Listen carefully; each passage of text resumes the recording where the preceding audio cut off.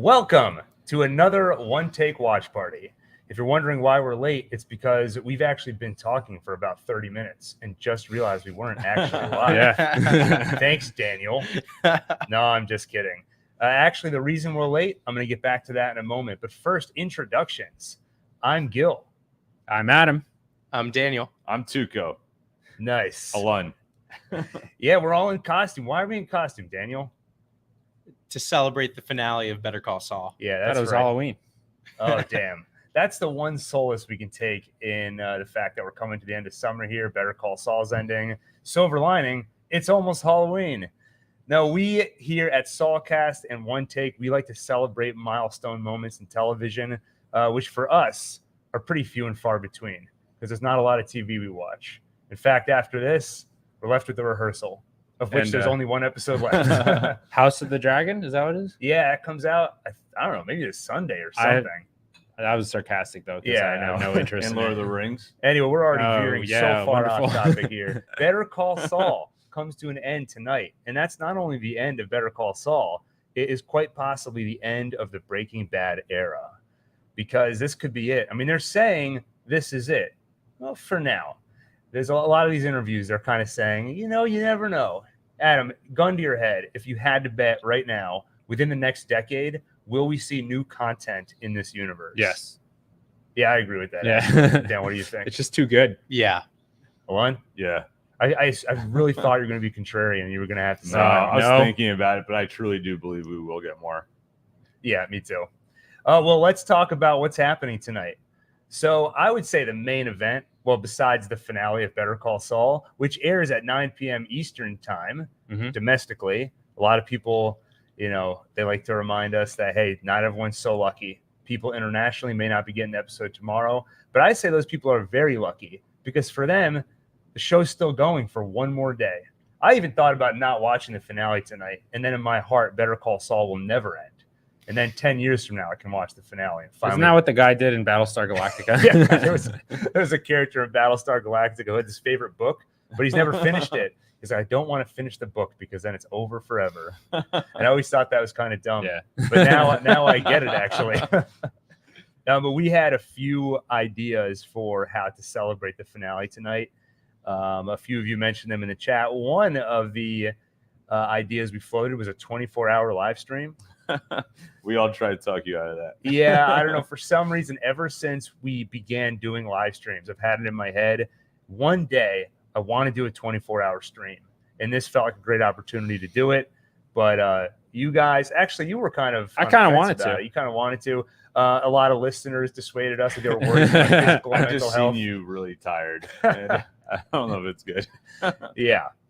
So we kind of nixed that idea. The next idea we had is, why don't we see if we can pass the bar exam? Because there are some states where you don't have to go to law school to do that. So Daniel and I think you and Alun were busy.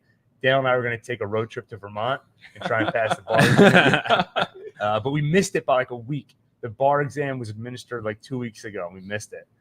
Thought about doing a practice bar exam. Anyway, here's the idea we landed on. And I would say this is the thing to look forward to tonight, besides the Better Call Saul finale. When Breaking Bad wrapped up, we had that silver lining. We knew a year or two down the line there was another spinoff coming with Better Call Saul. We don't have that now. It didn't sit right with me, Emailed Vince Gilligan, emailed Peter Gould and said, hey, guys, we got to do something. You got to give the fans a spinoff. Didn't answer me. So we took the reins. We took matters into our own hands. We made a spinoff. We made our own spinoff of Better Call Saul. And it's going to premiere tonight at 8 o'clock. A Saulcast original production. That's right. Now, we can't say officially that it's canon, but off the record, between you and me, Yeah. it's more canon than Better Call Saul. That actually, once you see it, you'll It took see a what I lot of mean. liberties with the universe Yeah, that but we didn't. exactly. Yeah, I would say this has usurped Breaking Bad and Better Call Saul. And more canon. AMC, just email us when you are ready to move forward. That's right. Yeah, we're counting on everyone here to spread the word and make sure AMC hears about. Actually, maybe we don't want them to hear about this. Like, shut it down. But that's kind of, I would say, if you want to know why we were late, I was editing it until moments before the stream began. I stayed up all night, and that's kind of, I would say that's the coup de grace. What does that mean? Coup d'etat. The coup d'etat. Yeah. Coup de grace. Coup de Yeah, grace. I think that over the 24-hour live stream was probably The creme de la for- creme. Yeah, there you go. So 8 p.m. Eastern time, we're going to premiere our Saulcast original spinoff of Better Call Saul. I'm gonna take this off. It's so hard to smile when it's on. Yeah, I know. I was going to I take can it feel off my shortly. lip like curling. It's weird. But at least people saw it. They saw Yeah. the pure version of the costume. All right, this is still pretty good though. Yeah, I'm probably going to take mine off too then. Yeah, it's fine. All right, cool. We got the effect. So, what are we going to do until 8 o'clock? A few things. One, I wanted to take a little trip down memory lane and correct the greatest regret of our lives, Adam. Oh, you know what this is? There's so many possible. I know. options It's there. like they all came flooding to my head just now. I would say my number one regret, and I think I can speak for Adam here. We didn't start Saulcast until season 4. Yeah. So we never discussed Better Call Saul seasons 1 through 3. We've never even seen the first 3 seasons. That's true. We just jumped right in. So our goal between now and 8 o'clock is we are going to do 30 episodes of Saulcast. Well, actually, we have to do the instant takes too. Yeah. 60. We have to do 60 episodes between now and 8 o'clock where we cover the first 3 seasons of Better Call Saul. A little trip down memory lane. And then, of course, whatever you all want to talk about. You know, I'm sure people want to talk predictions, speculations, and just Spoilers. Yeah, sure. This is what's coming tonight. So we'll be all over the map. Let's see. What else do we have? Go. What do we have here? Oh, yeah. Okay. So Trivia. A little trivia little for piece of the trivia. for the audience. The drink that we always see Gene have, Mhm. right? That little squirt of lemon at the end. What is that? Rusty Nail. I was gonna let the chat try to guess. Oh, okay. I should have been looking at the camera Well, instead of you. we're on a delay here, right? And you can bleep that out. Yeah. So to celebrate, let's each get a celebratory little squirt of lemon here Yes. in a rusty nail. Now go. What's in a rusty nail? So Scotch. Nice big one. What's the name of that other liqueur? That like, Now I'm gonna leave mine out because I'm sad. Like in one of the Oh, recent yeah. episodes, he So- didn't do the lemon at the and last what second. was the name of the episode? Waterworks. Yeah. We see Gene pour himself one of these drinks. And he doesn't. He doesn't do Do the the squirt of lemon. I'm gonna do it though because otherwise it'll taste terrible. I got Daniel a little bit. Okay, Adam. Cheers to 6 wonderful seasons. Well, jury's still out on season 6. Yeah. To 5 We'll decide wonderful tonight. seasons of Better Call Saul and TBD on that 6th season.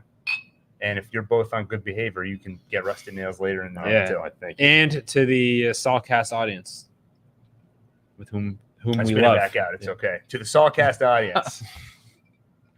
You know, it's funny when I was putting together my That's notes, actually not bad. It's really not bad I at thought all. it'd be awful. I can see why Gene's drinking these. Yeah. Oh yeah, Dram Boo Boo. Drambu. That's what Big Ralph wrote. Yeah. Okay, so That's his nickname for it. His pet name. yeah, the ingredients of a rusty nail: Scotch, Drambuie. Drambuie, the Drambuie. Can I that's right. take? We're at casual tonight, right? Yeah. Let me take a moment to acknowledge me, for all just the lovely comments that they've given to all of us this season, but especially to me. I see in this comment, you and me remembered that the rest of us are at the table. It's unusual. Usually an afterthought. Adam's amazing. Yeah, I mean the other guys are good too. Yeah. All right. Well, you know, it's funny when I was thinking about what we want to do tonight, and I was saying I want to go back over the early seasons. I kept saying we're gonna have remembrances. If you saw the community post, that's what I wrote. And then Remembrances. I was like, oh yeah, memories. Yeah. Right. What's the difference between a remembrance and a memory? All right. Before we go down memory lane, though, let's acknowledge these super chats here. I feel like a remembrance is maybe more of a physical thing. Yeah, it's like that's the actual neuron firing. Yeah. It applies to the act of remembering. Oh, okay. Yeah, I You think just that's a looked little- it up. Yeah, it's a little different. MG, thank you for the $5. Odds we get a flashback to when Jimmy and Kim first meet at HHM. Hashtag Emmy for Ray. And quite a ride. I'll throw this one to you, Daniel. Let me think for a He moment. has a frog in his throat. Now, what's it called in football when you throw the ball and someone else? Interception. Interception. Interception by Adam. You know, there's a decent chance. So let's see. It depends which direction this finale is going to go. to what extent does it focus on just Gene's fate in life? Right. And to what extent does it focus on Gene and Kim's relationship? I think as an audience, we're equally interested in both. So I think it's got to be 50-50. It's easy to look at this last episode and the way it ended and be totally focused on what's going to happen to Gene. Is he going to live? Is he going to get arrested, etc.? But there's this whole other side, which is the relationship between the two of them, which is not actually completely dead. And we know that because Kim refused to admit that she had heard from Saul. Right. So there's still something going on there. Yeah, I certainly don't think we've seen the last of Jimmy and Kim together. So I don't think it's out of the question that we see some kind of flashback to their very early days. Yeah, I think that's possible. I can't imagine there's any an homage. Yeah, I don't think there's any new information to be gleaned from that, but it would be a very poignant thing to see. We see the two of them meet Jesse. Yeah, there you go. Similar to the flashback to Jimmy and Chuck singing "Winner Takes It All." Yeah. So this could be similar. Daniel C., thank you for the super chat. Daniel, do a Lyle singing Poyo's theme impression. You don't have to do it now. Yeah, they're going to see it. Maybe we'll try to coax you. Wait, you can do it later. Yeah. No. Oh, Give him a oh, few you rusty didn't nails. put that in? Man. Nope. Okay. That's what they're called. Said give Daniel a few rusty nails. Radio That'll do the trick. Chaos. That sounds wrong. Thank you for the super chat. I think there will be a Gene crying scene when he tries to phone Ed to disappear and Price answers the phone instead. My cards. You know, we've talked about this virtually every episode this season, but we've had so many just goodbye scenes with some of the supporting characters where they get a little more to do than they did in previous seasons, like the film crew guy teaching the class. Now, sadly, I think for Price, aka Daniel Wormald, I think the last we're going to hear of him was Gene on the phone asking about Danny. I don't think we're going to squeeze him into this final episode here. And, oh man, Grizzly Industries. Thank you for the super chat. Cinnabon does not find these uniforms acceptable. Well, Saulcast does. So, what's wrong with the uniforms? I don't know. I think they're pretty. I think they're pretty like perfect. spot on. Maybe they just. No, I don't know. I was trying They're to just think jealous. of But thank you anyway. something. Mark Rayburn, thank you for the super chat. You are almost done. Yeah. That's sad though. I don't want to be done with this. Yeah, I know. On that note, oh, Dan, good friend of mine, Dan, thank you for the super chat. Cheers, Saulcasters, and happy finale. You're all fantastic human beings. Couldn't agree more. Thanks. I wouldn't necessarily call this Daniel human, but he is a being. He is a fantastic entity. Yeah. All right, Adam, what do you say? Should we start heading down memory lane? Yes, we're gonna catch ourselves up to where did Better Call Saul begin up through present day. That's right. Or at least my goal is to get to where Saulcast picked up, because we went into seasons 4, 5, and 6 in a lot of detail. If we get through to the beginning of 4, I'll be happy. If you're sending in super chats, don't worry. We will get to them. But I wanted to start, Adam, because one thing that nobody's heard on Saulcast, and I think people will enjoy hearing about this, is the beginning of Better Call Saul. Like, when you knew this show was coming, what were your thoughts about it? What were you expecting? Were you happy with what you got? The first reaction I had when I heard that they might be doing it was there was like rumors floating around that it would be a comedy, right? Yeah, I mean, they definitely floated the idea of a 30-minute sitcom. Yeah. Saul Goodman. So New case every week. when I heard that at first, I kind of had the same reaction that I had when I heard about Slip and Jimmy. Yeah. Which was like, oh, interesting. But Yeah. like, I didn't think it would become anywhere near the level of Breaking Bad, both culturally and just in terms of my reverence for it and my like interest in digging deep into the story. Yeah. So that was my initial reaction. The more I heard, the more I learned that the original writers and creators of Breaking Bad would be involved, the more I started to get amped up that this is basically Breaking Bad 2. Right. And I could not be happier with how it turned out. Yeah. How about you, Alon or Daniel? Anything to add, or pretty similar reaction? I mean, so long ago. Yeah. I don't remember what I thought. Yeah, that was pretty silly of me to but- ask that question, actually. I should know better. Yeah, I forgot how I got my pants on this morning. You know what I'm saying? But no, but I You mean, didn't. Yeah. Oh no. But no, I mean, I don't remember what I thought, but I'm glad it didn't turn out to be it's a straight up comedy or sitcom because, I mean, it's like Breaking Bad. It had bits of comedy, bits of drama, just the right balance. And yet, it was funnier than most comedies on TV. Yeah, that's true. Yeah. I remember just being in disbelief that it even would be like I thought it would just be kind of a joke. Mhm. Like I couldn't believe it would be actually a real good TV show, even until the first few episodes aired and you guys told me it's actually awesome. Yeah. Oh yeah, I remember. It was actually fairly recent. I mean, not as in a few months ago, but like 2 or 3 years ago, where I remember you were pretty far behind. Yeah. And then you wanted to help out with some videos. I think the Kim video probably. Yeah. So you went and caught up and you were like, dude, this show is it's actually really good.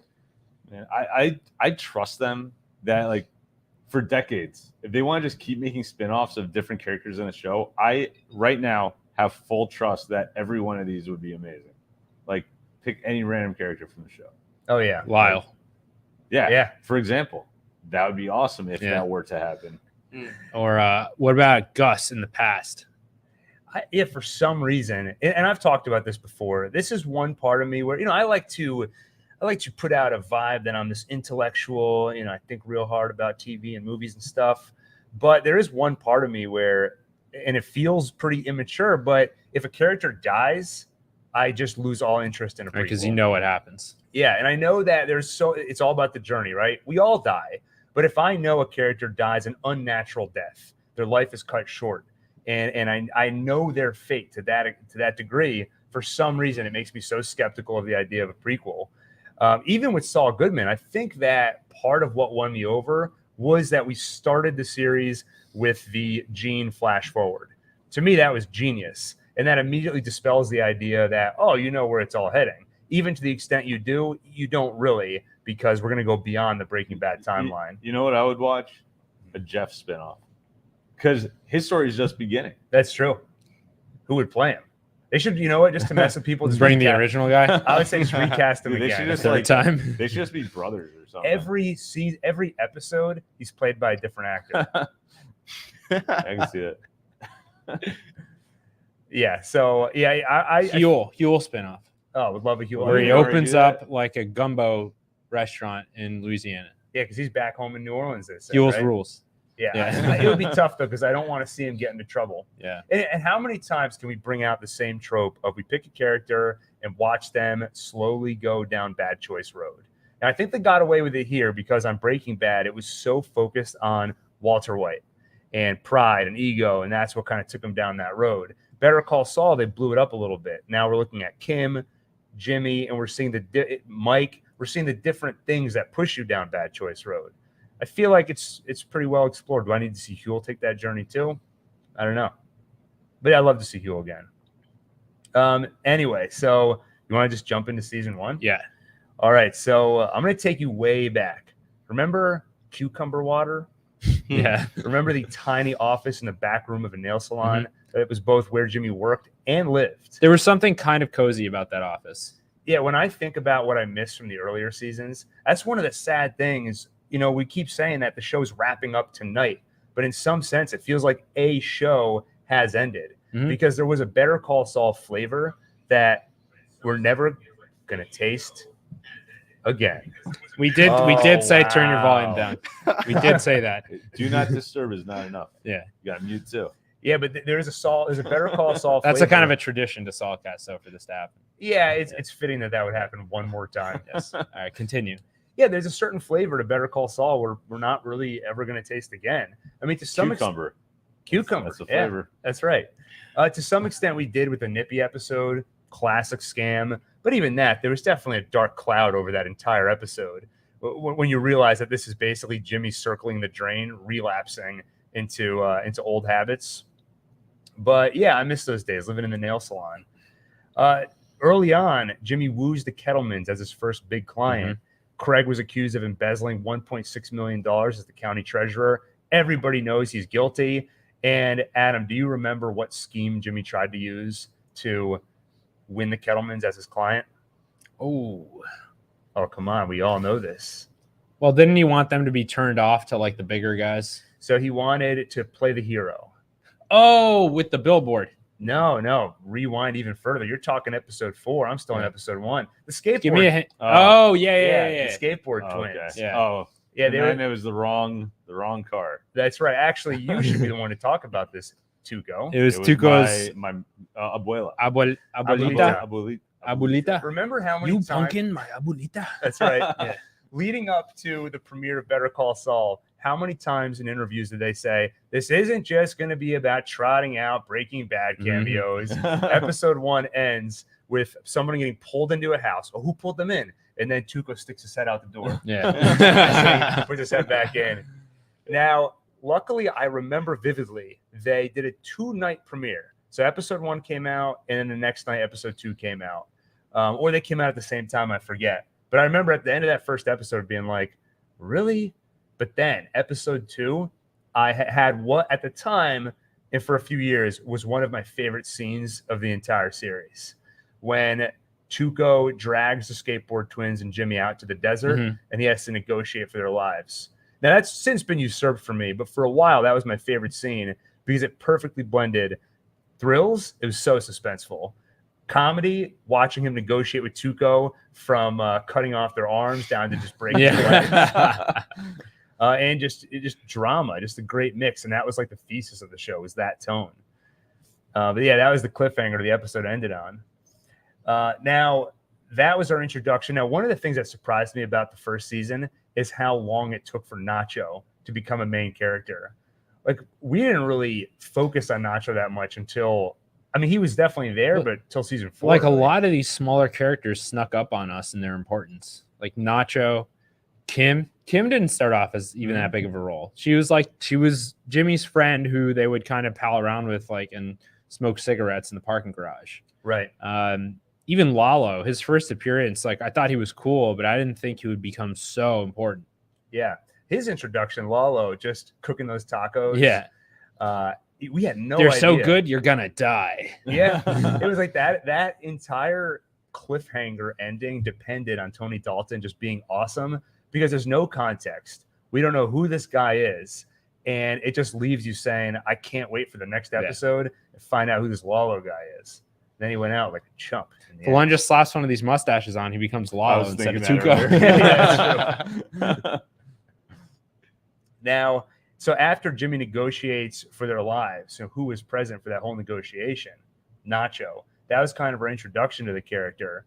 And after that whole ordeal, Nacho visits Jimmy at his nail salon office, and he says he wants to know where that $1.6 million is. Because you can steal from the Kettlemans. Criminals have no recourse. Yeah. Jimmy says, and this is going to make you laugh, I'm a lawyer, not a criminal. What a joke. Nacho leaves his card, and he says, for when you figure out you're in the game.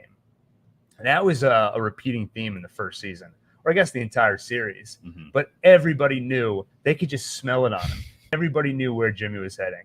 In that first season, Nacho already knew he's the kind of lawyer that would go. And it's all part of the theme, I think, for Jimmy McGill. Never, in theory, he could have overcome the fact that, like, his circumstances kept pushing him to bend and break the rules and to live outside the realm of, like, traditional law-abiding citizen. And I think part of him was addicted to breaking out of those rules. But also, you see so early on the reinforcement from every direction, not just Chuck, right? Yeah. And I think one of his character flaws, because even in that scene, he tries to turn it down and just say, I'm a lawyer, not a criminal. Right. Now, obviously, he's still open to doing it, but he had some instinct initially, even if it's just for a second, to turn it away. But he's too tempted by that kind of thing, and he's too easily pushed into it. And he doesn't have, like, some force in him where he's willing to stand up and break out of this mold that he's been put into. And Saul is so good at his job, like being all sneaky with the law and everything, that he probably, if he tried hard enough, probably could get people off, even just by finding loopholes to the law and stuff. But I think he enjoys, actually, like, figuring out criminal ways of getting people off. More than enjoys. He's, like, addicted to it. Yeah, I think that's become very clear, I think, in this final season. One thing, if I could speak to the writers, one thing I would love to understand is to what extent, if you listen to the Insider podcast right now, they very frequently use the alcoholic or drug addict analogy, like many of us do these last couple of episodes. We're all using the term relapse when we look at Gene committing all these cons now. But I wonder how early on they had that idea. Because if you go back to the early seasons, I don't necessarily think I would have used that analogy right away. You know, there were always reasons why he was pulling those scams. Yeah, the addiction aspect, I think, is relatively new. Mhm. I think it's always been there in retrospect, but in terms of the way it comes across to us, it's only pretty recently that we talk about it really in such terms like that. And I think part of that also comes from the way Kim related to it. Yes. Well, it feels like at the beginning he was more like the little guy, and this was his only way to get ahead. Yeah. And now that he's sort of Yeah, I mean, he was living in the nail salon. salon. Yeah. Like at that point, I think most people would definitely be willing to bend the rules if they thought, it's basically harmless, but it's going to make a big difference in my life. Yeah, I mean, he was a little. Yeah, I mean, he was behind in the law game. Like like Chuck was way ahead of him. He needed a shortcut. He needed a way to get up to Chuck's level. You know. Yeah. And we had sympathy for him too. We felt like it was unfair, right? That Chuck, that Chuck didn't let him He was become a lawyer at depriving the him, firm. yeah. Yeah. Well, that's one of the. You go back to season 1. You are firmly with Jimmy, seeing Howard as such a jerk. Like, Yeah. why won't Howard let Jimmy work? Oh yeah, you never said For that. some reason, I always liked Howard. I kind of aspire to be like him. Like he has all of his now having seen the series, maybe not as much, but like he looked so put together. He was really good at his job. He had all his ducks in a row. Yeah. Handsome guy. You know. Well, with these tragic heroes we see on TV all the time, Saul Goodman. I guess tragic hero is the wrong word. Anti-heroes. They do always have a couple of redeeming qualities. That would be great if you could have a little piece of that. Right, in just real like life. Lalo. Yeah, if you could have his physical prowess. Don The Draper. mustache. Oh, that I mustache. have his hardcore fantastic. skills. His True. cooking skills, which you can have. You go to AMC's website. They have a little video where he teaches you how to make a taco. They also have one with Mike teaching you how to make a pimento And sandwich. you'll like this one. Saul showing you how to put on a tie. I don't know if I would like that one. I've heard screams from like across the apartment where I can just tell by the tone Gil's trying to put on a tie again. You know what? We don't have to go down there. Yeah, That's for the Patreon. I can feel my blood starting to boil already. Well, anyway. Oh, so just one fun thing, talking with the nail salon, one fun parallel I noticed reflecting back on season 1. Really, actually, this goes into season 2. But when Jimmy takes the Davison, Maine job and he's staying in that corporate housing, he's so uncomfortable there. He can't sleep. And you remember, it's a little bit on the nose, but Kim's second best lawyer mug wouldn't fit into the cup holder of his company car. So he's so uncomfortable with his life. He leaves his corporate housing, goes back to the Murphy bed in his nail salon, and sleeps soundly. And just compare that to Saul Goodman staying in this lavish mansion where he has completely embraced that over-the-top status symbol stuff. Jimmy McGill could not sleep in that mansion. So I think part of that transition, it's not that Jimmy McGill became more comfortable with that kind of life, but he became less comfortable with the life that he did have. That's right. You know, it wasn't that he was attracted to that Saul Goodman persona. It was more like his life became so empty and it had such a void to fill, especially without Kim there anymore. Primarily without Kim. Yeah. That the life that used to look uncomfortable to him, nothing changed there, but that became better in comparison to what he had. Yeah. No, that's He'd rather fill it with prostitutes and Nutrigrain bars and gold toilets. He's not filling his life with Nutrigrain. He's filling prostitutes with Nutrigrain bars and other things. So that was vague. Come on, I didn't say. No, anything. that was fine. I was all above board. I'm tiptoeing along the line, but I think I didn't cross it. So Nacho wanted that $1.6 million from the Kettlemans. Yeah. So you know what he did? He kidnapped them. Oh yeah. Or so people thought. The Kettlemans went missing, and I do love this idea. Like looking back on it, the Kettlemans go missing. The cops think they were kidnapped by Nacho, and I'm just trying to picture if they actually went that route, Nacho kidnapping like a husband, wife, and their children. Just what does that look like? I don't know. He ties them all up. It just seems. I guess you take them at gunpoint. I can picture kidnapping one person, but an entire family sounds almost absurd to me. And now, the Kettlemans, I think you could do it. I guess I'm about to get a wall of comments of like, how dare you? My entire family. At this point,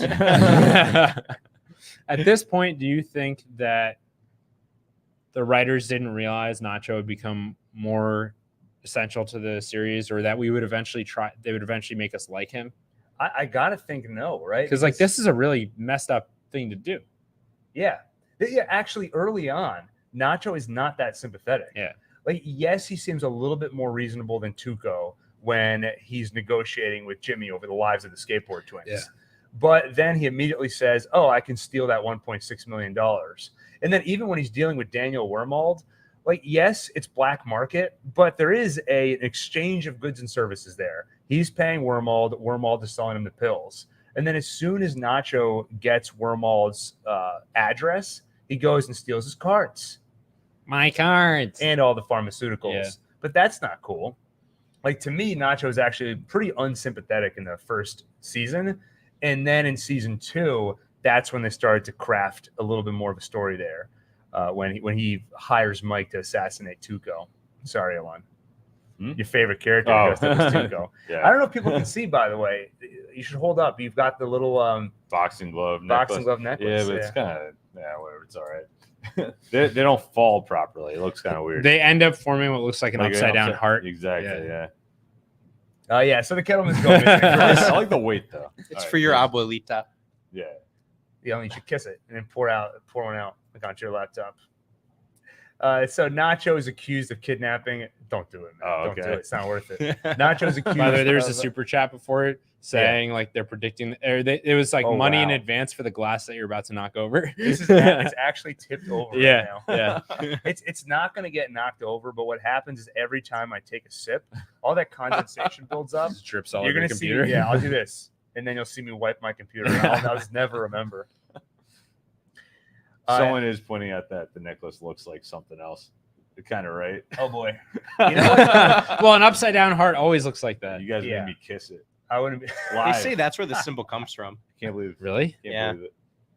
Wait, we're talking about two different I things? think we're talking two different I things. think so too. You're talking about something that's usually more appealing. This is like that joke from Mitch Hedberg, where he talks about how when you're at a restaurant, you're waiting for your table, and then they'll shout out a name and the person's not there, like Dufresne, table for 2, and then no one shows up. Dufresne, and then they just go to the next name, and you're like, wait, what happened to the Dufresnes? No one's worried about them. The Kettlemans are missing right now, and you guys are talking about appendages.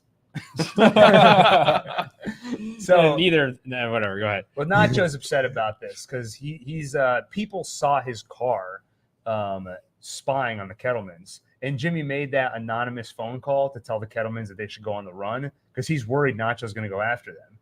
And this was actually the first indication we got that there may be a little bit of a history between Jimmy and Kim, because he took a paper towel roll, put the paper towel on the end of it, and tried to talk into it, make a robot voice to disguise his voice. Yeah. And Kim's like, you didn't do the sexy robot voice, did you? And I don't know. If you're doing sexy robot voices, What else is? That's- what other sexy things are happening? it's true love. Yeah. And how is the paper towel roll involved? So Nacho tells Jimmy, you got to get me out of here. You got to get me off, or I'm going to kill you. And so Jimmy talks to the cops, and he says, look, maybe the Kettlemans kidnapped themselves, which catches the attention of a certain parking attendant, Mike Ermintrout. Here's another thing, by the way.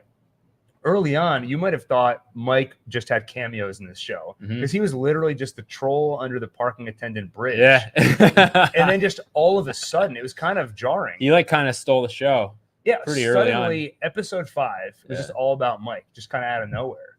And that's when this show started to bifurcate into these two parallel stories, which is pretty interesting. But Mike believes Jimmy. Based off of his experience in law enforcement, he tells Jimmy, you know what? The Kettlemans did kidnap themselves, and they're probably hiding in their own backyard. People don't like to leave home. Just ask Daniel. So Jimmy listens to Mike. He goes out in the woods and finds them singing bingo with a sack of money in a tent. And they give him a bribe. They're such idiots. Yeah.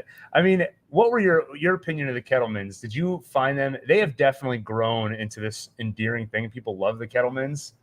Well, they're like these dummies who like wandered into the game completely unprepared, and Well, and basically the husband is just a puppet completely. Like Yeah. he's just a complete pushover. And did you notice the running joke of he never gets to drink coffee? Every scene he's in, Oh. he's about to sip coffee, and then Mrs. Kellerman is like, "Get out of here! Come on, we gotta go." Right, and she basically runs the show, and she has all this confidence, but she's so stupid. Yeah. Yeah. And you just love her, just dead set.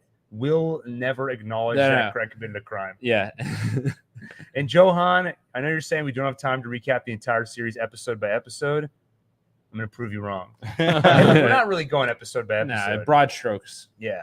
Really, my only goal is to get through the first 3 seasons to make up for, our no other way to say it, our F up. Failure? Yeah. We messed up.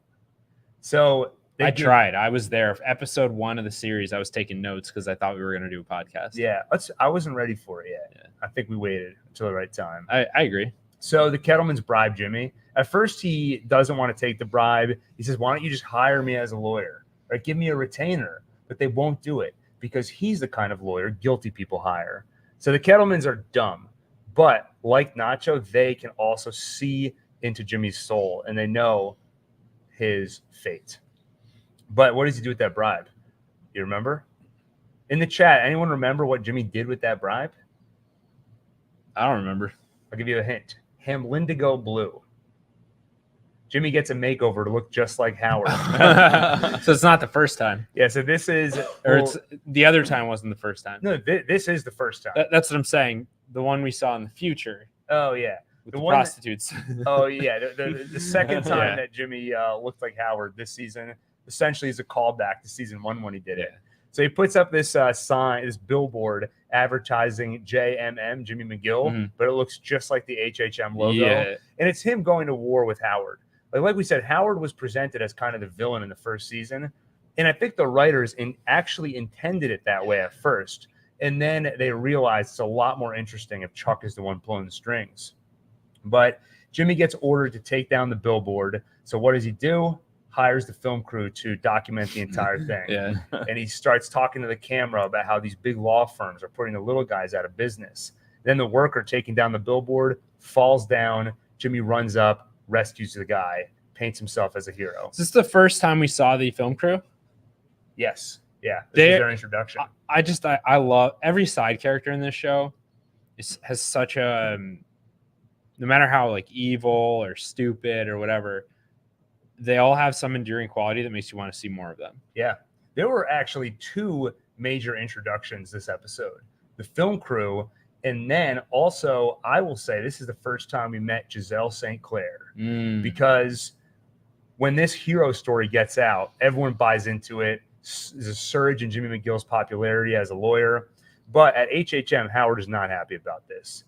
How is anyone buying this? So he's annoyed. But Kim, right before the scene ends, gets a little smile on her face. And that was the first indication we got that she enjoys these Slippin' Jimmy antics. One thing to respond to in the chat, because I said every character has some enduring quality.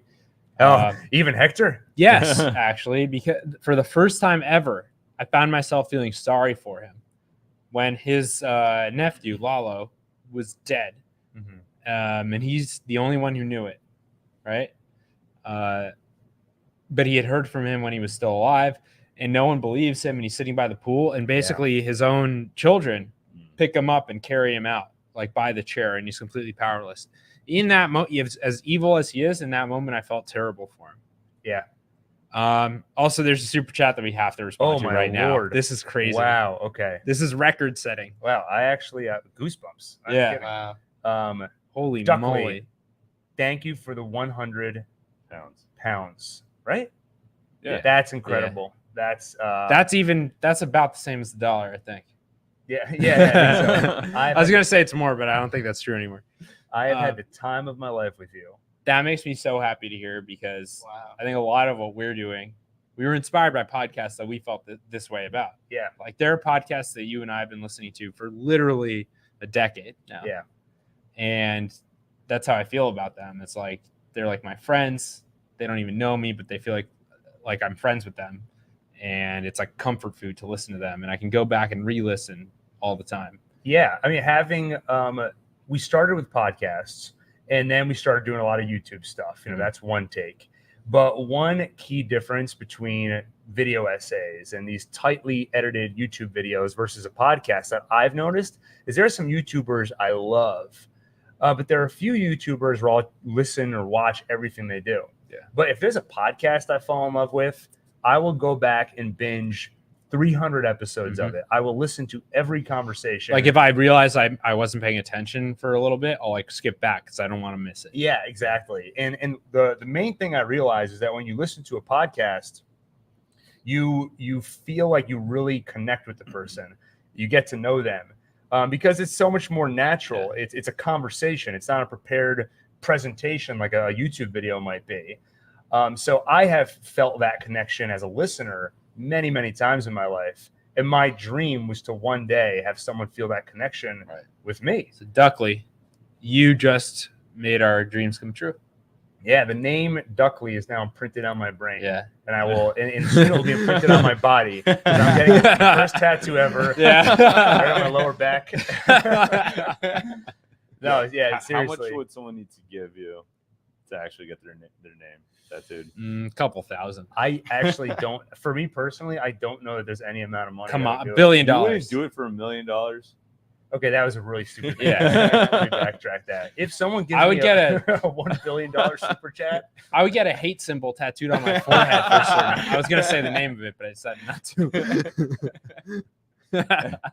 You probably already no. Yeah. I'll just say thank you from the bottom of my heart. Yeah. And like obviously, it gets reinvested into the show. Like we constantly like we have new lighting, for example, that just came about like a few episodes ago, and like these sound curtains came up just at the beginning of this season. Yeah, they're not moving blankets. Yeah, sound blankets. Yeah, which happen to be the same thing. Well, like we're doing everything we can to improve the quality of the show because we're always wondering like how would the listeners and the viewers feel about what we're doing. There were a lot of ideas about what we could do tonight, and many of them we scrapped because I was thinking if I was an audience member who enjoyed Saulcast, would I want to hear them talk about the show and focus on the show the way that I've always loved, or get like call-ins from random people and like that sounds fun for us. Yeah. The more I thought about it, the more I was like, let's keep it sticking to the roots because I think as an audience member, this is what people love. Yeah.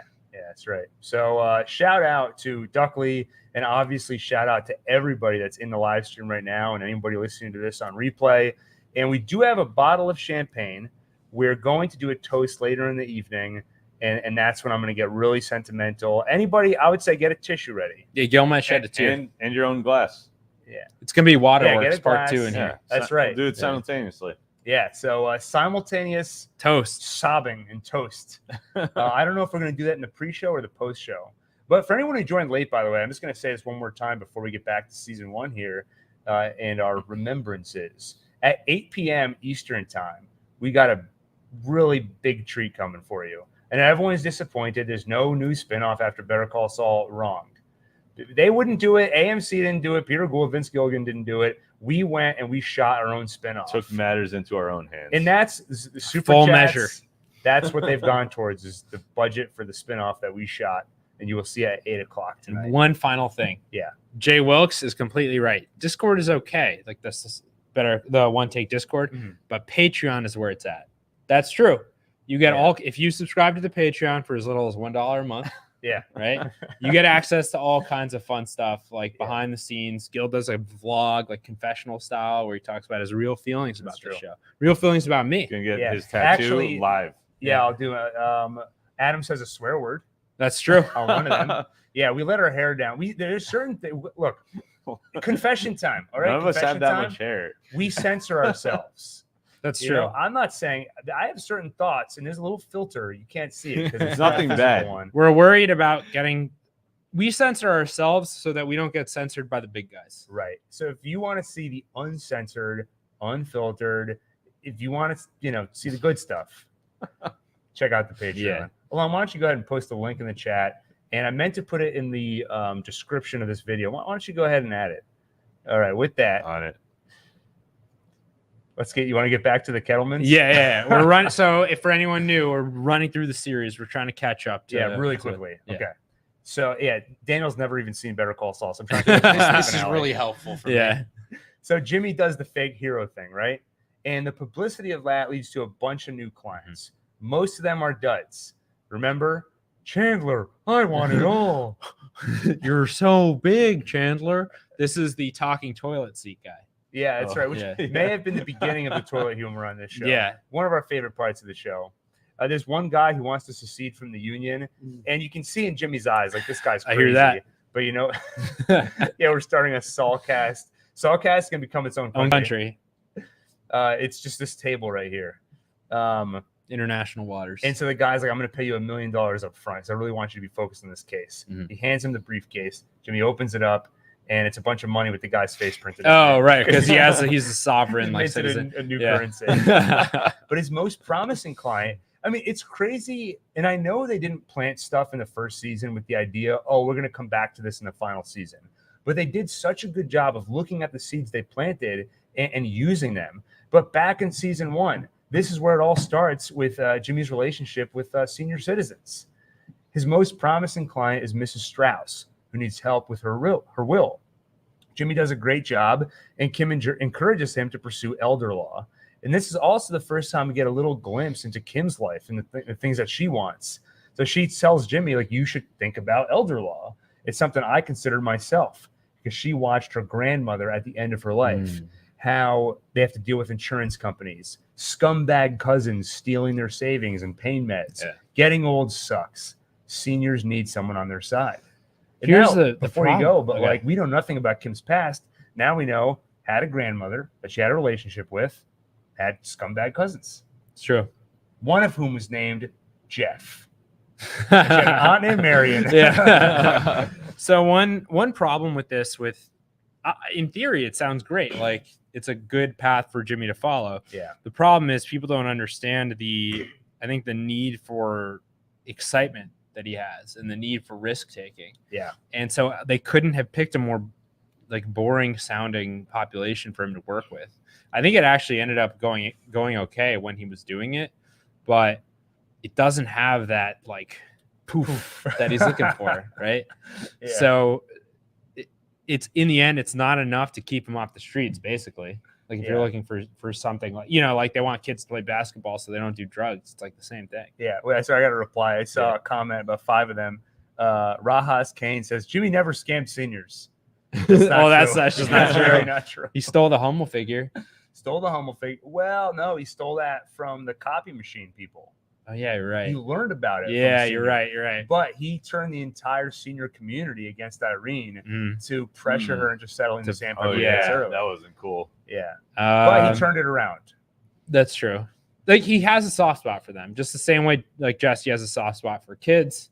Yeah. Jimmy has a soft spot for old people. It's like we pat these people on the back for Just, you know, like, not being like total jerks. to yeah, them. or having sympathy for people that are just by their nature vulnerable. Yeah. Like seniors that can't Yeah. entirely take care of themselves, Well, or children. And that's Like, why he. Jesse had a soft spot for children. That's why it's, like, so poetically just that Marion is the one who brings Yeah. Gene down and reveals him as Saul Goodman, because it's this vulnerable population. He's always had a soft spot for them, Mm-hmm. and it's kind of the ultimate, like, not exactly punishment, but it's he deserved this. Like, he had this coming, and by this type of person in particular.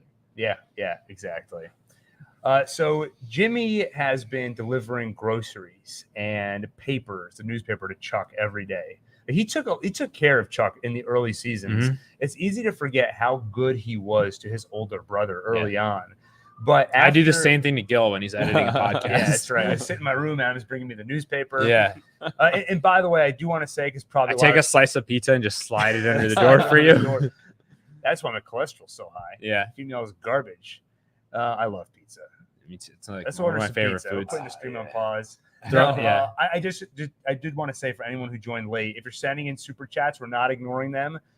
We will get to them. Yeah. I would say between seasons. I think in a so. little We're bit. just trying to stay focused and catch everyone up to modern day Better Call Saul. Yeah, exactly. Especially because Saulcast only started season 4, and we want to cover 1 through 3. Exactly. So it's easy to forget how good Jimmy was to Chuck. But today, something is different. There is a story in the newspaper about Jimmy's heroism, saving the billboard guy. And he doesn't want Chuck to see that because he knows Chuck will see right through it. So he doesn't deliver the paper today. Now, of course, Chuck can't let that go. So he puts on his space blanket, he runs outside, And you get one of those great scenes where you see things from his perspective, where electricity is dangerous. It's pain incarnated visually. You see it on screen. He steals his neighbor's paper. The funny thing is, though, you see it from Chuck's perspective. It's like everything's going crazy, and then it cuts to his neighbor's perspective. You just see Chuck running across the lawn with this like aluminum blanket over him. Yeah. It's like he steals the paper. Of course, his neighbor reports him to the police. So the police show up. They're knocking on the door, but they got walkie-talkies, all kinds of electrics. Chuck can't explain all that through the door. They kick the door down. They tase him.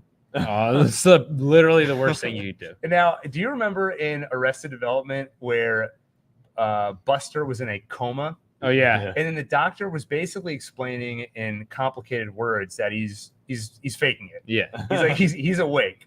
I got similar vibes from Chuck. Chuck basically goes into a coma. And now this is again where you see how good Jimmy was to Chuck. He runs into the hospital, guns blazing, turns all the machines off.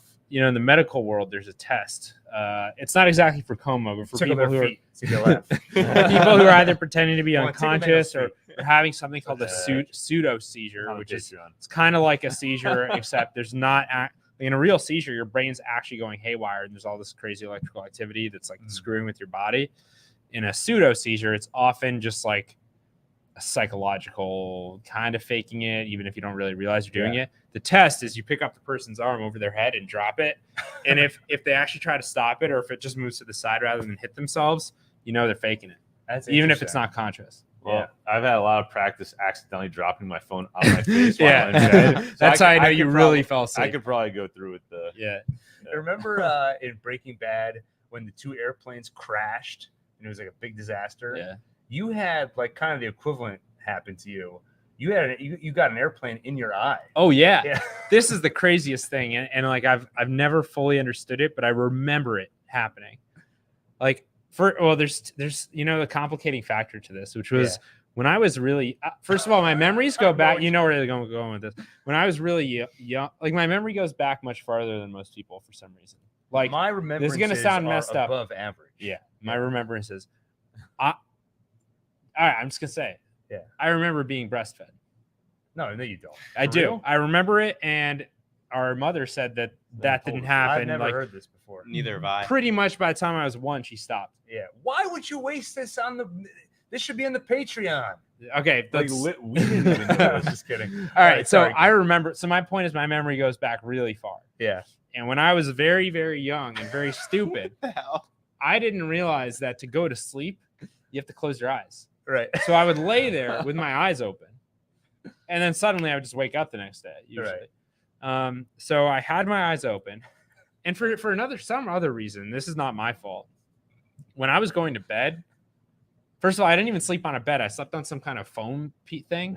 It wasn't a mattress, but I remember sleeping on it, and I remember with my eyes open, the lights were on in the room because like maybe you guys were still getting ready for bed. Yeah. And I just see this pointy object falling toward my eyeball, and it gets bigger and bigger and bigger. And I'm just like, the tip of a model, like an. Wait, it wasn't my bottle, Rocco. It wasn't that. It wasn't that. I know what you're talking about. Metal, No, that was way later. It was a model airplane. It was a model airplane, and the very nose of it, which was sharp and heavy and metallic, fell right into my eyeball. And it was like an emergency, and they had to take me to some eye doctor who like was able to remove it and said I almost lost my vision. So we were trying to save money. We took you to a vet. Dr. Caldera. That's why your left eye is actually a pig's eye. Yeah. So I don't know why I can see now to this day. Like they did a good job somehow, but there's a lot of weird things going on in that story. I was reading about Freud recently because I was trying to understand The Shining. And apparently a lot of it was based on research into Freud's essays about why we're afraid of certain things. There's this whole thing about how human beings are naturally afraid of things happening to their eyes. I don't personally feel I need an explanation for that. Right? Now, Freud's explanation is that, well, obviously, eyeballs remind you of other types of spherical things that you possess on your body below the belt. Right. That's the reasoning. It's not enough to just say getting something poked in your eye doesn't feel good. Right. Like, this is your life is located in this receptacle here. And there are two soft openings to it. But they're vulnerable, and they're you don't want to poke around up Yeah, there. I mean, like it would suck to have like a limb cut off or something, but it's a lot harder for that to happen accidentally. Yeah. Then like you could so easily just lose an eye. Right. Yeah. I was thinking if I was going to rebuild the human body, there are certain parts that are outside the main frame of the body. I would move them inside for protection. If I was going to rebuild this thing from scratch. Well, it's about Like the temperature nose. control. That's why they're outside. That makes sense. Yeah, your medical knowledge is just really impressive. Maybe we'll do the reveal of why I have this knowledge at some point. Yeah. Maybe it's Patreon exclusive. It will I don't know. shock everyone. Yeah. I actually think it might. So the doctor encourages Jimmy to have Chuck committed, but Jimmy stands up for his brother. No. Though, just to stick it to Howard, he's like, I'm going to throw him in a freaking institution so that we're going to have to pay out his money from HHM. But he's just saying that to piss off Howard. Like, that's how much Jimmy cared about Chuck. He would rather take care of him by himself than put him in a home to get taken care of. Even though that, honestly, was probably the right call. Probably would have saved his life. And then the show takes a sharp left turn. This is where the show bifurcates. This is where we get to 5-0, where we learn about. So one episode just suddenly ended with a couple of cops showing up at Mike's front door, and it was kind of a cliffhanger. You didn't know what was going on, and they were there to ask about his past. So we get a bunch of flashbacks, and we basically find out that Mike's son, Matt or Matty, was a good guy in a corrupt precinct. I hate corrupt precincts. The worst. It's the worst. It's the worst. It's the worst kind of precinct. Now, Mike told his son, you got to go along with the corruption. When they offer you dirty money, you got to take it. Otherwise, the other guys will get suspicious. Shouldn't you just, if you're in that situation, shouldn't you just quit the police? Or do you think they're going to continue? They probably won't let you go. They would probably go after you at that point. I mean, why did he let his son become a cop in the first place? Especially in that precinct. Yeah. But Mike kept telling him, you got to take the money or they're going to be suspicious of you. And so finally, Mike convinced him by admitting that Mike himself, when he was on the force, he took the money. Mm-hmm. And in the same department, right? That's right. Like Philly. Yet again, why would you let your son, I know. He broke his boy, though. That's well, what the thing is, he feels guilty about everything he did. So you have this question, like, why would you let him do that? Yeah. He's probably asking himself the same thing. Oh, yeah. None of you have regrets, right? I have a lot of regrets. Mike made a mistake. He broke his boy. Matty took the money because he was so just broken by that revelation. Mm-hmm. But by then it was too late. They freaking killed him anyway. So Mike went out to Philip. I love this part. He went and got revenge. Yeah. And look, as much as modern filmmakers, every time they make a revenge movie, it's got to be a subversion of the genre about how revenge is a circle, violence just goes round and round. At the end of the day, when someone wrongs you and you get revenge, are we all going to pretend? Just such a it doesn't primal feel satisfaction. awesome? Feels amazing. I remember reading a study that said if you show somebody footage of someone doing something wrong and then footage of justice being served against them, it fires off all kinds of dude, there's neurons. these subreddits that are like justice, instant karma and like justice. So like if you watch this, it's a rabbit hole that's super addictive and like or those just lights up videos all where the you right see- neurons. Yeah. Like you see like a kid being picked on, and then the kid turns out to be a really good fighter and just beats Yeah. the crap out of the bully. You just can't get enough of those. You've got a great story. We're going to save it, but you have a great story about that. Yeah, revenge is awesome. Yeah. I'm just going to go on record and say that. It's a dish best In- served cold.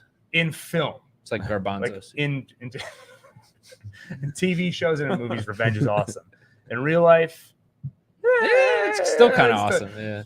So so Mike killed his son's partners. He got revenge, but he took a bullet in the process, Mhm. and he had to get that wound treated. Who did he go to? Caldera? That's right. This is another major introduction. I Season I one, saw the actor. What's the actor's name again? Joe DeRosa. DeRosa. Yeah. So just total coincidence. I went to a comedy show, like someone Mhm. in New York. I just went. I didn't know who was going to be there. He turned out to be the opening act, and I was so freaking happy about that. And he was awesome. He was really funny. And we invited him onto tonight's stream. Joe, come on out here. Yeah, Let's get over Joe, here, come here. Don't Yeah, be he's shy. being He's shy. bashful. Yeah, He's okay. like, Maybe later. yeah. Uh, It was really he's a really funny comedian though, Really? and that's one thing I love about Breaking Bad and Better Call Saul. Is like every other actor or more is like a comedian, is a comedic actor, and they like pull good acting out of them while keeping their like senses of humor. What's the deal with that? Like, They just stumbled into something like with Bryan Cranston. I think that just opened the floodgates of like, you got Bryan Cranston. Now you got to get the actor for Huel. You got to get Bill Burr in there for Kubi. Right. You get Bob Odenkirk. Caldera, Bob Odenkirk. Exactly. Like these are all comedic actors, and not just actors, but like comedic minds, comedians. Right. And something about it just works perfectly. I think they stumbled on magic. I feel like comedians tend to be more down to earth. Like they understand how the everyman thinks. Because like, you know, going through life, even in serious situations, a lot of us cope with humor. So you put these comedians into serious situations, I think they act more realistic in that scenario. Yeah. They still try to find like they try to cope with it with humor, like a lot of people do. Yeah. When someone doesn't understand humor, they act all serious. It's kind of like overacting in a way, you know. You sound defensive. Because that is your coping mechanism. When things get serious, It really you is. start lobbing jokes out there. Yeah, and I can't even tell when he's kidding or not. It's like, I'm not kidding. see, that was a joke. All right, No, continue. wasn't. There's a tear trickling Yeah. down on my cheek right now. Now, there is an important moment here where Mike wants to know what the Philly cops know about him. So he gets Jimmy to spill coffee on one of them so Mike can go wipe off his shirt and then steal the notebook and see what's in there. A very Huel-like move. Apparently, Mike has a light touch too. But later on, Jimmy asks Mike, like, how did you know I would agree to pull that move for you? And Mike kind of snorts at him. But this is just furthering that theme. Nacho, the Kettlemans, Mike. You can smell it on. They could smell it on him. He's got this desperation that makes him willing to do, and like I think desperation is a really easy thing to detect in another person. So it makes it so hard to date sometimes. That's why I'm looking right at Daniel. And I think they can smell the desperation on Also, Jimmy. just Daniel's making me really hungry. So are you, actually. I want like a cinnamon roll. He and I like want wants some to fried eat chicken. us. Can we actually get pizza? That sounds amazing. Yeah, Probably will, I think to we be can. honest. So instead of Kim Wexler Milky Hotline says, can we go back to the topic of breastfeeding? Anywho, what was I talking? They can tell. You actually said hungry. They can tell he's hungry. Yeah. He's desperate. He'll do anything. Mm-hmm. Daniel, I have a question for you. Yeah. Chicken or egg? So, did they smell the desperation on Jimmy?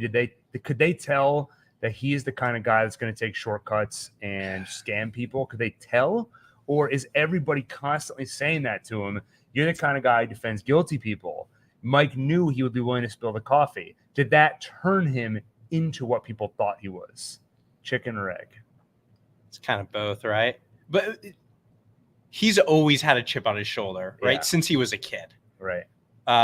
Which is partly as a result of his dad being a sheep, Mhm. right? Wolves and sheep. That's right. Yeah. So I think it's a really interesting question. Yeah. And I think he was always really insecure and had this chip on his shoulder. And I think that Yeah. made him really easy to get pushed into this role by Yeah. everybody else around him. It's definitely a circular reference. It's not one or the other. The chat's taking a turn to What? Oh yeah, I think No, Adam messed up here. no. This has nothing to do with what I was talking about. This is talking about Oh, Yeah. the other bottom popular bottom limb, a certain appendage below the belt. the one that If comes we in say contact with way the below the belt. one that touches If we the say floor. the word, the algorithm will. It's like your hands, but on the bottom. The elder law business is booming for Jimmy. Yes. After his billboard incident, he's loving the elder law stuff, but he gets a little too big for his britches. And he goes to Kim and he brings her to an office and he says, "Listen, let's rent this office, you and me, and we can start our own private practice." And then Kim says, "Let me check out the kitchen." It's a very awkward scene where it was kind of too quick. Just all of a sudden, Jimmy's making a little bit of money and he wants to go into business with Kim. And I always read that as he wants to be with her and he's so uncomfortable with how distant they are right now. So I think he loves the idea of having an office together because that would be a thing they share. And it would be a tangible proof that the two of us are together. But that's crazy. She's not going to just all of a sudden quit her job and start a practice. There with is Jimmy. some sense to it though, because Kim has pretty much no divide between her personal and her professional life. So Yeah. if you want to be with her on a personal level, being with her on a professional level makes a lot of sense. Are they romantically involved at that point in the show? I think it's ambiguous. No, it's not. I wouldn't even say it's ambiguous. I would say their past is ambiguous. So, like I said, there's the sexy robot voice thing. There's an implication that they may have been together at some point. They had a couple drinks one night a few years back, and Cracked open a bottle of Zafiro Añejo, Yeah. a couple of rusty screws. Is that what it's called? Rusty nails. Yeah, and but they had a rusty screw. I don't know. So at this point, they are definitely not romantically involved, but there are implications they had some kind of past. Who knows how serious or casual it was? There's a couple of important things going on. So yes, Jimmy gets that kind of rejection from Kim. At the same time, Chuck is starting to get better. He's starting to train himself to stay outside for longer and longer periods of time after the taser incident. But suddenly, trouble is afoot. The Kettlemans have gone to HHM instead of Jimmy, and they get annoyed when Kim basically says, like, look, you got to settle, and you have to give the money back. And Mrs. Kettleman's like, what money? And Kim's like, you got it. So they leave. She's like almost delusional. I would say so. Yeah. Yeah, Betsy Kettleman. So they leave HHM. They go to Jimmy instead, and they assume he's a crooked lawyer who can find a way to get them off. So they say, you've got to figure out a way to get Craig out with no jail time or anything, Right. or else they have blackmail because they gave him that bribe. So Jimmy gets Mike to sneak their money, to steal their money, sneak it to the DA, and when they do that, Jimmy puts his $30,000 bribe back in the duffel bag. And Mike says, hey, what are you doing? And Jimmy basically says, I'm doing the right thing. Yeah. We're a long way away from that now. So after all that, after Jimmy loses his bribe, after Kim rejected him and his offer to start a private practice together, he goes back to that office and he cries. Yeah. We're used to this idea that Jimmy will only pull out the emotions when he's using them to manipulate people. Sorry, I'm looking at Big Ralph's What are you chat. saying here? I don't know if you should read that one out loud. All right. Well, okay. I'm not going to read it out. First off, Big Ralph, shout out to you. I like the reference. You have been one of our, no pun intended, biggest supporters. It's true. I've really appreciated your emails behind the scenes. You are, can I say this? Yeah. You're an amazing human being. It's true. And I'm not going to read this super chat, but I will reference it. Miracle Whip. It involves Cheryl and Miracle Whip together. The logo. That's all I'm You gonna may say. as well have shown it. You know what the logo for? You know what the logo for Miracle Whip is? It's like, Actually, you know what? I may have been bamboozled here, because oh, no, remember I when? keep thinking of Cool Whip. Oh no, here we go. Yeah, check this out, Adam. Does this look familiar to you? See that? When Jimmy sketches out the logo for Wexler McGill, yeah. their new law practice, Whoa! he does an M. Wait, can we pull that on the screen Oh, somehow? uh, Hold on, okay. is that possible? All right, What do you hold on. want? The one Miracle where it's Whip logo? Oh, this M one. and yeah, that one. Yeah. Wow. All right, so we're jumping ahead here a little bit, but at a certain Thank point, you, Big Ralph, for bringing this up. Yeah, thank you, Big Ralph. So later on, Jimmy makes another more. I'm just thinking about his message. Jimmy makes another more serious proposal to Kim to start a private practice, and he recommends they do Wexler McGill, and you basically will take the W, connect it to the M, and the logo he drew was very similar. It's just the reverse It's image. just the That's all reverse, it is. It's very similar to the Miracle Whip logo. We're pulling it up as we speak. Now, do we think this is on purpose? I can tell you for certain it was not on purpose. So it's coincidence. This is a coincidence, yeah. But it's a And fun people claim coincidence. that these coincidences are unrealistic that happen in the show, but they're not. They Yeah, happen in real life. look how awkward Boom. that like placement is. Yeah. We're all little over here. Oh, nice. Yeah. Yeah, but I feel we're glossing over it. Jimmy cried. Yeah. Let's talk more about this. This Yeah. is one of the only couple times There to see are that a few happen. moments where we see it, but like Jimmy, he was sobbing like a I was just reading a really stupid comment by Peter Engelbert. Anklebert. Peter Engelbert. Engelbert. Forget it. It's just a misspelling of the All word the peanut. worst messages. It's like peanut butter, but instead of a T, it's an S. Hey, you know what I've enjoyed some of the kind of spoof comments about the genius of this show. where it'll be like, I don't know, Jimmy wakes up in the morning, and it'll be, this was a subtle reference to the time that Chuck woke up. And then at the end of the day, it's such a human thing to wake up in the morning. The thing is that's something we might actually, in earnest, come up with as interpretation on this show. Okay, enough interruptions. Yeah, but anyway, so Jimmy was clearly quite hurt by Kim's, quote unquote rejection. But then he has a major discovery. Jimmy's hanging out with some old folks, and then notices that Sandpiper is defrauding their clients. He digs through the trash. He finds all the shredded papers, and Chuck helps him stick them all back together. This is also the introduction of Richard Schweikart, because he's the representative, or he's the lawyer for Sandpiper. And now a couple of amazing things are happening here. Number one, Jimmy and Chuck are working together on the Sandpiper case, and both of them are into it. Chuck is walking outside. Jimmy is so happy for the McGill brothers to be working together. And then something freaking awful happens. Jimmy's asleep. Chuck runs outside. Now, remember, anytime Jimmy went over to Chuck's house, he would put his cell phone in the mailbox. Yeah.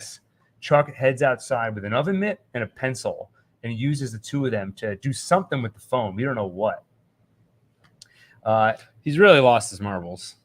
Chuck? Yeah. Oh, yeah. Yeah, I think. Sorry. Thank you for that contribution. The case kind of grows too large for Jimmy and Chuck. So Jimmy hates to admit it, but they both agree they need to bring the case to HHM. At the meeting with HHM, Jimmy starts saying, you know what? And I'll take the office right next to you, Chuck. And Howard says, up. Jimmy, we want the case. We don't want you. We want the case, Jimmy. We don't want you. And then Jimmy calls him a pig effer. Oh, yeah. That was possibly the first F-bomb on the series. But not the last. Definitely not the last. And I was with Jimmy there. So as much as, I see both sides of it, like Jeff, where I understand where Howard's coming from. That scene, I was so mad at Howard. Like, how can you take this big multi-million-dollar RICO case? It's a RICO case. That's true. They're going to make millions on this. And they won't let Jimmy be on the case. Yeah, but he doesn't have the same experience. This is a high-powered law firm with people with tons of experience. Chuck is like a legend. I don't think it was unreasonable of them to have. I think they could have gone about it in a much nicer way. I still don't think it would have worked. Right. But they weren't coming from nowhere. It was pretty reasonable what they were doing. Yeah. They should have given Jimmy because he's so far gone at this point. His bad habits. What's the thing where you cut out a piece of someone's brain? Lobotomy? Give him a lobotomy. Just cut out the little part of him that's addicted to these scams and everything. But yeah, Howard doesn't want Jimmy on the case. And after that, the last super chat. All right. Just saying, it's still possible Huel will eat. Thank you, Zeke Power Z. And by the way, anyone else who's given a super chat, once we get to the end of season 1, we're going to pause. We'll go through the super chats. So don't worry. We'll talk about them. This one's too important to pass, though. Yeah. All right. So we'll find out in a mere 2.5 hours. All right. We got to keep moving. Yeah. Enough distractions, go. All right. Sorry. That is clearly my fault. Even Kim, Benedict Kim, she tells Jimmy, they're going to offer you a payout or just walk away. You don't have to be on the case. And then one day when the Sandpiper case is all taken care of, once we kill Howard, but she basically takes him walk away, just don't fight this. Because Jimmy's ready to tank the case. He's like, I will not give you the Sandpiper case if you don't want me. Yeah. Kim says you should go through with it, and we don't know why. And Kim is distraught. How could she do this to me? Finally, he has a realization. That night, Jimmy put his phone in the mailbox.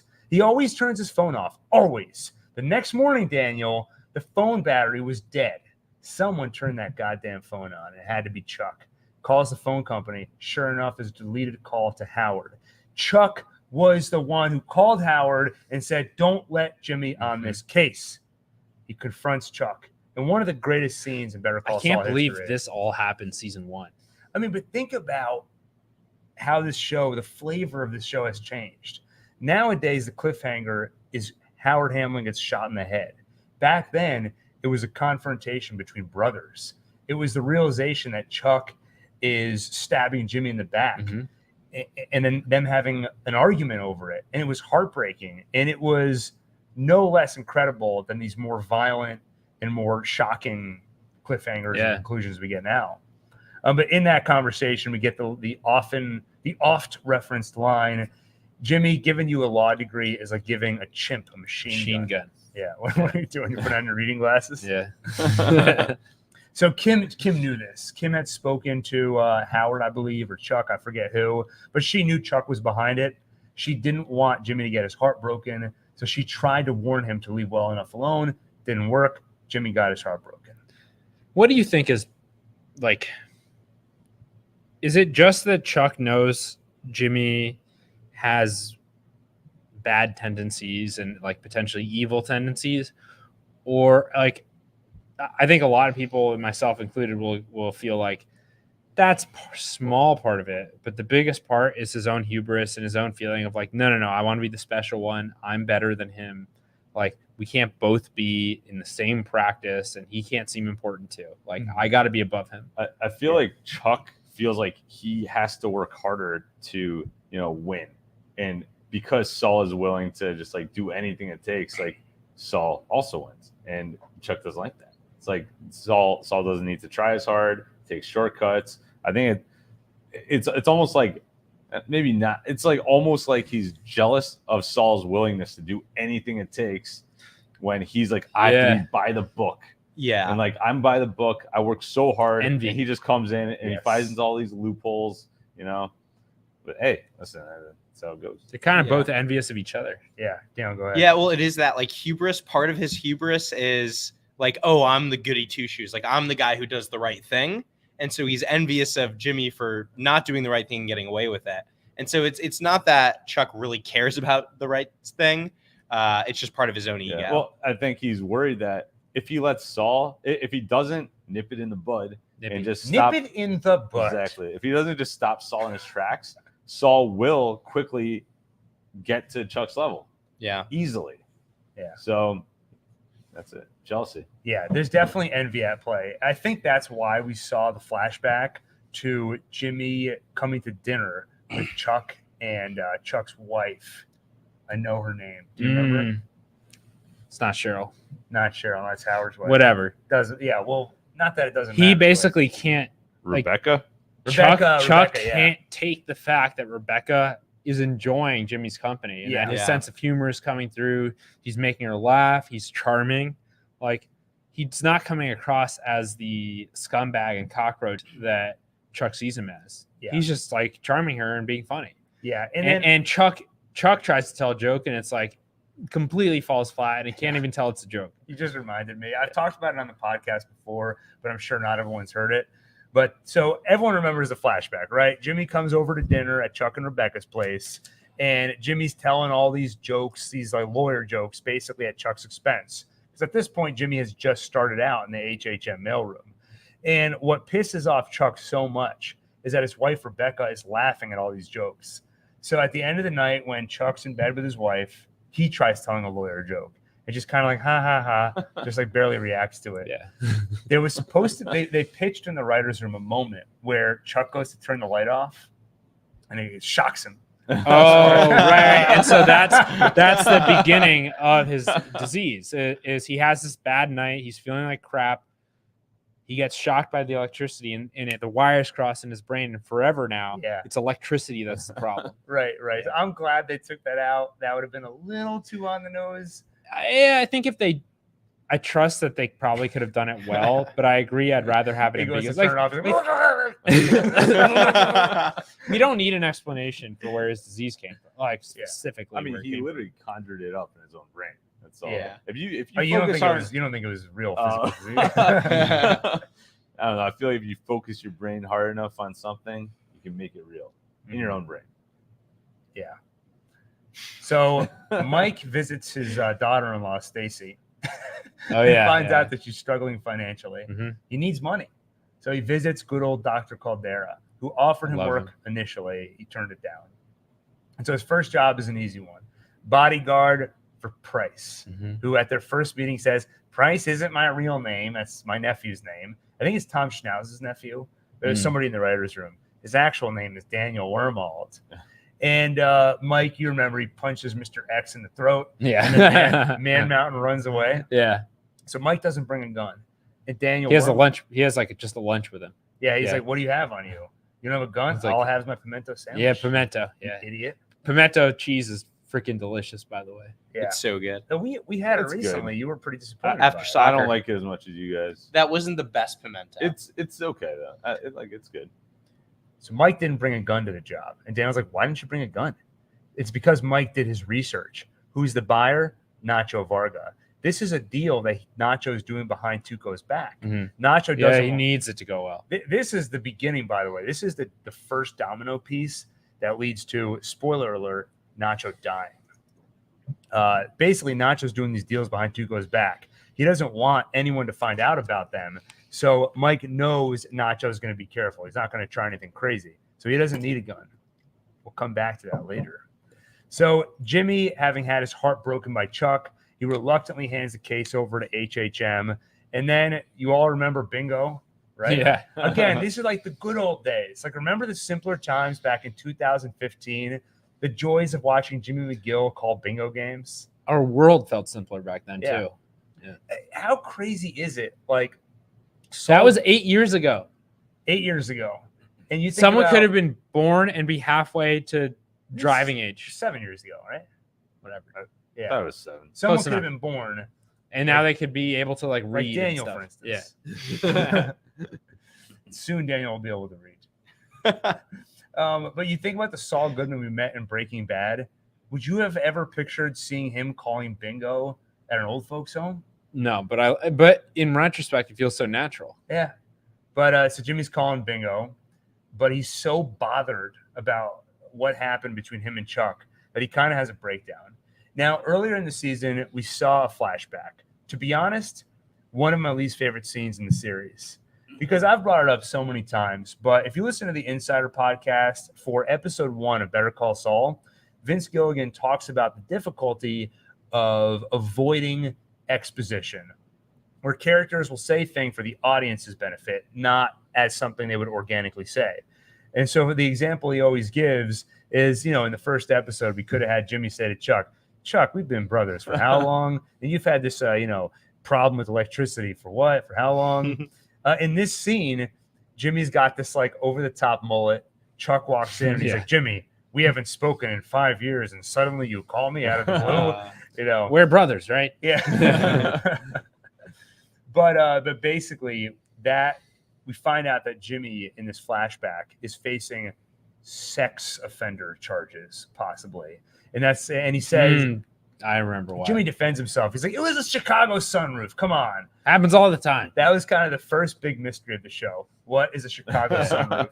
And so at bingo, the answer is finally revealed. Jimmy has a breakdown. He starts telling everybody what happened. He had a rival. I think Why is he telling everyone this? I forget exactly what happened. He's pissed Yeah. off at this guy. I think his gal cheated on him with this guy or something. So he does a Chicago sunroof. Daniel, what is that? I'm the one who has to explain this. That's where you. I mean, you're an expert on He this, got right? on top of a vehicle Yeah, with an open roof through the sunroof. through the sunroof. What did he do, Daniel? Say it. He defecated. He defecated through the sunroof. He but he made- didn't know that The the guy's- guy's kids were in the car. That's right. So that's why he was Oh, that's potentially going to disgusting. get listed as a sex offender. So he has this whole breakdown, and then he's done. He's like, I'm sick of this crap. So he nice. Yeah. So he leaves Albuquerque, heads to Cicero, meets up with his old. Do you guys remember Marco? Remember Yeah. that guy, his best friend? Mhm. How could you forget Marco? the How ring. could we forget Marco? Yeah, with the ring. He meets up with his friend Marco, his old partner in crime, and Marco's doing this thing. You know what? You know when people are doing this a lot. Yeah. That's not good. Marco's doing that all episode, and they go on a montage. They start scamming people, Mhm. and Marco dies. But before he dies, with his last breath, he tells Jimmy, "This is the best week of my life." Yeah. At the funeral, a guy notices Jimmy wearing Marco's ring. And Jimmy says, my mom, Marco's mom gave it to me. And then he gets a call from Kim. HHM is actually bringing in a second law firm to help on the Sandpiper case, Davis and Maine. And she convinced Davis and Maine to hire Jimmy. So he gets to work on the case after This is all season 1? This is season 1. Wow. Now, they do something very weird here, okay? So at the end of season 1, this is the final scene, Jimmy drives back to Albuquerque. He gets to the courthouse. He stands outside, fiddles with Marco's ring. He always does that before he's considering a scam or that's his version of the Zafiro Añejo stop. That's right. And so he fiddles with the ring, and then you see him leaving. So the implication is he skipped the meeting, right? He didn't go to talk to Davis and Maine, who were waiting for him. On the way out, he talks to Mike. And Jimmy says to him, am I crazy? Or did we have $1.6 million in our hands and we could have walked away with it free and clear? And Mike says, why didn't I take it? I was doing my job. That's it. And then why didn't Jimmy take it? Mike says, I seem to remember you saying something about doing the right thing. And Jimmy says, I know what stopped me, and I'm never going to let it stop me again. Bump, bump, bump, bump, bump, bump. Smoke on water. Drives away. That was the end of season 1. Yeah. And what was the weird thing? The weird thing is that in season 2, we fill in the blanks a little bit. Gets to the courthouse, fiddles with the ring. Apparently, he went into the courthouse and he spoke to Kim.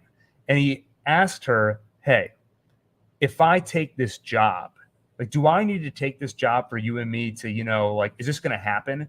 Yeah. The subtext being, I want to get romantically involved with you, but do I need to take that job to do that? And she says, one thing has nothing to do with another. So Jimmy rejects the job offer politely and then leaves.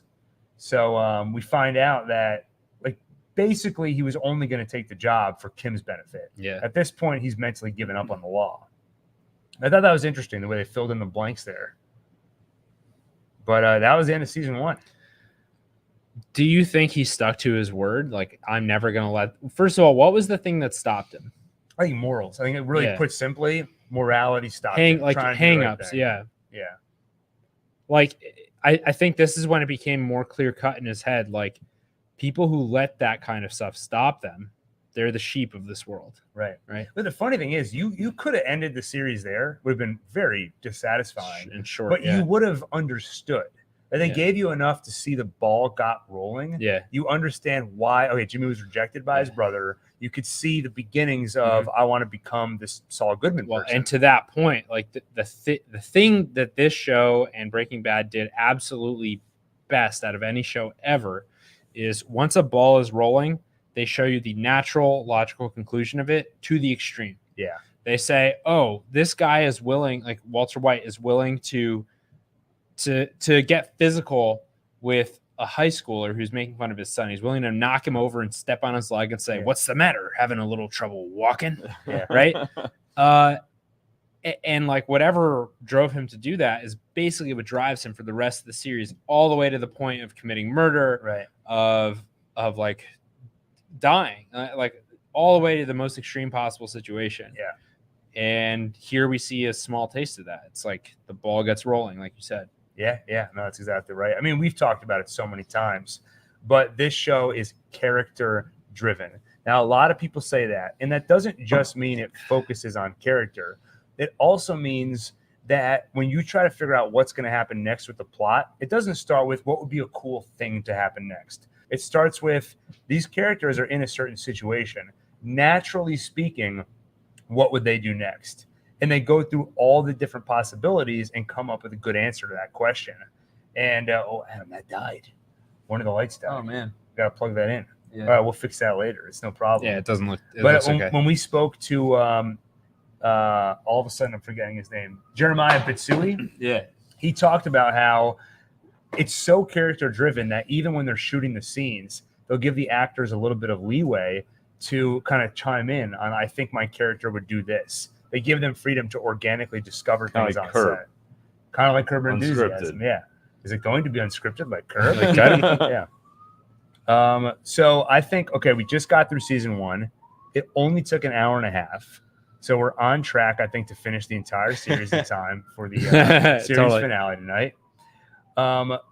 But I think what we should do now that we're at the end of season 1, why don't we go do some super chats? Yes. And Adam, could I possibly give you the wheel for a second Sure. so I can run to the restroom? What are you going to do that? No. Well, somebody here wanted some squat cobbler videos. I was gonna get on that. Just a quick one. Let me just try and set you up here. Yeah, let I'm me gonna put on find my a let me glass. put my Reminder. glasses on. To everybody, quick reminder: at 8 p.m. in 1 hour and 8 minutes, Premiere. we are premiering our Saulcast original, a spin-off series that we filmed to Breaking Bad and Better Call Saul. Yeah. Because AMC wouldn't do it for us, so we did it ourselves. This will fill the void of what's missing once the series is over. Exactly. 8 p.m. Eastern That's Standard the Time. first super chat. Okay, and just And then scroll you from essentially there. just have to scroll and find Okay. the next ones. Eddie. Oh, so I can put them on. Yeah, just click on it. Eddie Stanciu. What's RON? 25 RON. First time I'm catching you It's a live. Romanian Liu. Romanian. We're part Romanian. That's That's true. true. There you go. Homeland homies right there. First time catching you live because of the time difference. Thank you for all the amazing content you've been giving us. You're welcome. I don't know what more to say. Thank you. Thank We- you for watching. It If makes no us. one was watching, well, we'd probably still do it. You know, but when we just no one started would be this, it watching. was only in podcast form, and the most like positive feedback we could get was either a couple emails every week from people who were listening to us, or just seeing the number of downloads going up. But once we switched to YouTube and we can actually get comments and interact, it's been extremely motivating. So we love hearing things like that, and we really appreciate that you're listening. Yeah, we no longer need to pat ourselves on the back. We Let's have see. these metaphorical I back still need to pats. do it for myself. Love the podcast. There's still a pending request to hear you guys speak some Hebrew. Love from Israel. מה נשמע, חבר? הכל בסדר. שלום. מה קורה עכשיו? ברוך אתה אדוני. There you go. Wish granted. That's the symbol for shekels, right? We'll do 16. tutorials. Yeah. Yeah, separate channels. תודה רבה. We appreciate it. אנחנו דיברים על Better Call Saul, עכשיו ואחר כך. Yeah. All right, next. Okay. I could do that Thank all you night. very much. Pineapple 29. No wordy. You didn't say anything, but there you go. Thank you. Thank you very much. I Love your the- I little the owl avatar. avatar. It's a nice owl. What is the next TV show on your list after Better Call Saul? Black Well- Maestro. Well, we Little have nice one little episode cute little left kitty of- cat. We have one episode left of the rehearsal, but it's kind of not really after. And by Nathan Fielder, same guy who made Yeah. Nathan for You. Very funny show. Yeah, watch it. Also, watch all his clips on Um, YouTube from his Canadian show. we before got- Nathan for You. True. Attack on Titan Yeah, next Attack on season. Titan. Part of the finale season Probably coming up. won't be talking about that as much. Yeah, on the but we channel, will be though. watching it. Yeah, Gil Uh, likes Severance a lot. He might make some videos Severance was about that. That's true. yeah, that could go. He's been getting into Succession also, but I think it's really hard for us to focus on more than one show at a time because we don't just watch it, but it's like then you spend the rest of the week dissecting it. and Send making us content. suggestions because we want an intelligent show that really makes us think. Yeah. Yeah. It can't be so like. It's got to be something that not everyone understands. And look, hopefully our pilot gets picked up by AMC, and we'll be pretty busy with that. That's Yeah. true. We're already in talks with them. I think it's going pretty Yeah. well. Yeah. Big Ralph, Well, we're how in about a talks with toast to your them, they're not in talks supporters? with us. Big Ralph, thank you for your support. You're one of our top supporters, both financially and more importantly in encouragement and in spirit. And don't worry, that toast is coming, and it will not I could go disappoint. for some toast. Yeah, me too. I'm pretty hungry. Me too. How long would I have to not have returned for before you We were guys like, are, "Where's really Gil?" worried? Like, I don't know. I was pretty into it. like 20 minutes go by, someone gets up and like he's not in the bathroom. Yeah. I heard like a loud slamming sound before. I don't know what happened. Chuck style. Yeah. Right to the counter. Justin Trimble. Aside from money laundering, what crimes is Saul guilty of? Prison hit? Would his black book, WW, Walter White, Gus, and cartel knowledge help him avoid jail time? He might Probably- be able to make a deal. Most of these people are they're all either dead. dead or in jail already. So There's no leverage. he doesn't have a anymore. lot of leverage. He's definitely guilty of a lot. Conspiracy to commit almost every crime that Yeah, exists. exactly. Yeah, he did a lot. Evading the feds, evading the police. He was complicit in poisoning Brock. Yeah. All types of fraud, like tax fraud, they could definitely get him onto. Yeah. Wait, and also money laundering. Like that's no Money joke. laundering, Nah. which is also tax fraud. Which, I mean, this just makes me hate the feds even more. Ridiculous that these things are illegal. Hashtag free Jimmy McGill. Steve Rini. Your podcasts get me through closing shifts at work. Thank you for all you guys do. You are the best. Thank you. Wow. Thank you. Thank you, And I Steve. know what it's like because, like, I work a very time-consuming job as well. We all do. Yeah. And for me, one of the I do. I go through like One of you go through ups and downs. For Yeah. me, one just big relief at the end of the day is like when I'm almost done and I can pop an earbud in and just listen to. I barely care what it is. I just need to listen to something that I chose for myself. Yeah. I know it's got nothing to do with my job, and it's just like one little way that I can get control over my Instead of the life. sound of your coworkers yapping. Yeah. all day. So I totally feel you, and it's an honor that we get to be that voice in your ear at the end of the day. Mark Rayburn, this is a classic Saulcast listener. Oh yeah. Cost us a fortune in shipping fees to Ireland when he won the trivia contest. We need a Brock prequel, and then this face. Yeah. That's my favorite emoji, by the way. Yeah, use that one a lot. Mine Yeah. too. What do you was think in the about a Brock context? prequel? This I was mean, when how we were young would he have to discussing- be? Because I he feel was like- already pretty young. why He'd have to not be a- like a baby. Why not a Brock sequel? Yeah, I think sequel might be better. Oh, I forgot he He's didn't so die. young. Like, Yeah, no, he survived. And Walter White, that was the one that was. I poisoned. think, did the Yeah. poisoning with the idea that he would probably survive it, but Yeah. it would keep him in the hospital for a You while do a prequel of the kid that Todd killed. with the tarantula. Oh yeah, yeah. You can't do a sequel about him. No. because he's I have dead. a question actually. Like, if you seriously had to pitch a Breaking Bad, Better Call Saul future spinoff, like a serious one, Yeah, like what would it be? I am serious about the Jeff one. you could do Jesse Pinkman. Jeff could work. Jesse could work. I He's feel like a teacher. He's a wood shop teacher at school, trying to lead a clean Trying life. to reach his kids. Yeah. yeah. I could. To be How honest, do I reach these kids? Yeah. I could honestly see that. Yeah. Not as a TV show, because like at a certain point, Jesse's got to just have a normal life, and normal lives don't make for interesting Yeah. Normal TV. lives are boring. I could see a movie though, just checking in I on agree. him. Maybe he sees a troubled kid Yeah. and uses his past and experience to help him out. I could see that. Jared Bachand.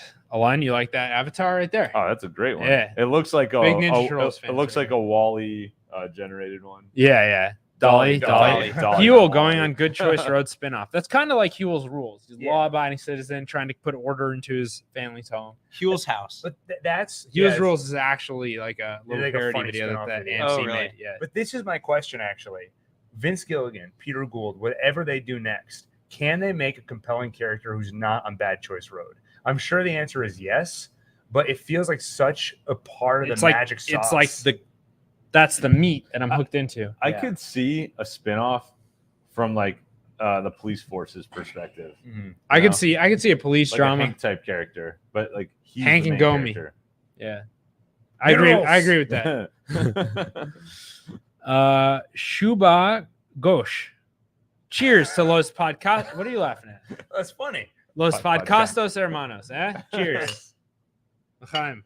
Cheers. There we go. I love that. That's one of my favorites. So And that's far. the end of my rusty nail.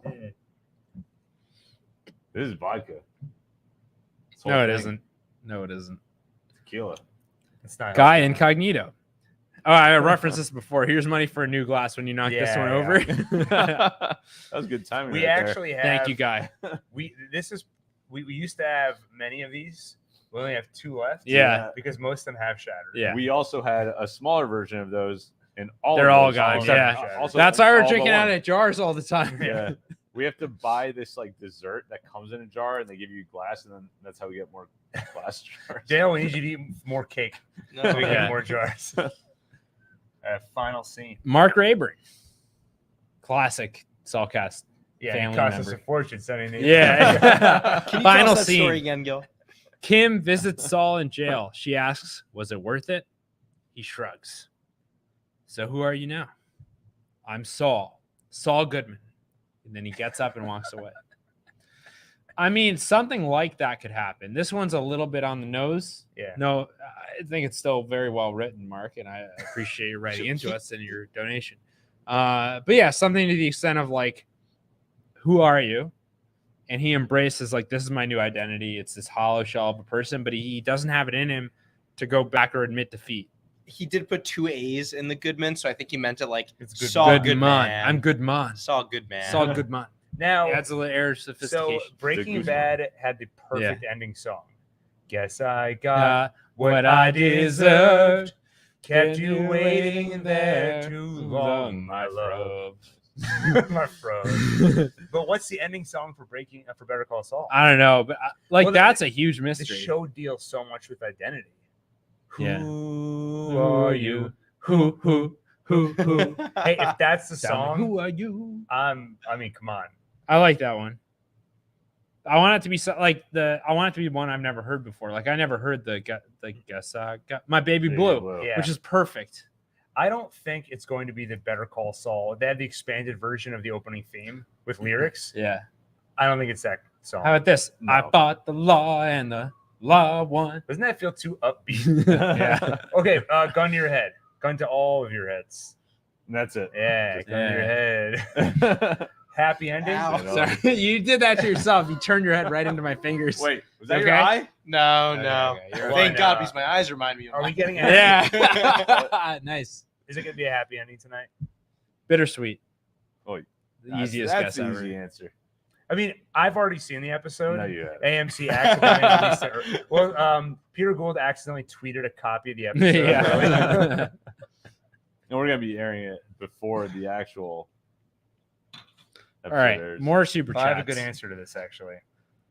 Do you guys know if it's possible to watch in the UK? Oh, I know the tonight? answer. Plus using a VPN, and if so, what time will become available? Can't wait till tomorrow. Surfshark.com/OneTake. I think that's the website. Right? Yeah, something like that. 83% off. That's a Is that lot. still in effect? That's Or a is that lot just of percent. Daniel, can you go? That's call kind of like 50% off. Surfshark? Eh? Yeah. The episode. We gotta get to that. We gotta get through this so we can get. Wait, do continue we recapping. have the answer for them? Or we don't know. Oh, Man, Seems like Probably- they actually want help. Yeah, I think. well, that's kind of a gray area. Well, no, I Oh, what advertised. time will it become Actually, available? I just, It should AMC be- Plus. AMC Plus should be available immediately. Oh, well, Yeah, if- 8 p.m. Eastern. Sorry, 9 p.m. Eastern Standard Time. yeah, I don't know Which is only 2 hours from now. if you can get access to AMC Plus at approximately 9 p.m. Eastern time. They will release the full episode. Sometimes it's 9:01, but I've never seen it Yeah. past 9:01. All right, next. Kyle Jones. Very generous donation to the cause. Yeah, thank you very much, Kyle. Prediction. Kim goes on the amazing race to clear Howard's name. Not sure how Not high sure she if- runs I sure with the if. Bulls. Not sure if she runs with the Bulls. Yeah. Um, That makes sense. Well, I got to call BS on this one because that was released. Deadline reported that this is going to happen. We all already knew this. Yeah, Spoiler. and who's the one that's not Schnoz? Gould. Peter Gould let it slip too during an But interview. Vince Gilligan's the one who let it slip. Whatever. All right. Next, we skipped over. Okay, I scrolled past all the feet stuff. I got to Bread Boy Yeah. Films. Yeah. Jeremiah Bitsui, who we're friends with him now. Well, that's what he's talking about. Yeah. I know, but isn't it? Okay, Jeremiah- let's reflect on a. Come on out We know here, you're out there. Jeremiah. We know you're out there. Don't be shy. All right. All right, let's just reflect on a big moment for Saulcast here. Okay. Damn. Oh, Everyone hold okay. hands. We- What's going on? All right, now we can let go. Okay. We interviewed They're gonna Victor Pray. from Breaking Bad and Better Call Saul. Like Yeah. we had a real Zoom conversation with him. Yeah. This show took us places, Yeah. And and it's all over. He did. So at the end of the interview, Jeremiah Bitsui was doing a little show and tell of different T-shirts they've received on set, and one of them did say Palmco sprinklers. We had no idea what it was about, Yeah, but we no. laughed as if we understood. Right, I didn't want to be embarrassed. Like I Yeah. didn't get a Breaking Bad reference or Yeah. Better Call Saul reference. I kind of smiled. I was like, "Oh yeah, the sprinklers." Yeah. Now I don't consider it a spoiler because out of context, We had you have no clue. no clue what that means. I just assumed it was something I forgot. yeah. Yeah. So But he accidentally spoiled something without even anyone realizing. yeah, but again, he didn't spoil though because nobody That's right. knew. So anyway, months ago there were apparently set photos of Palmco sprinklers He location. did nothing wrong. So yeah, exactly.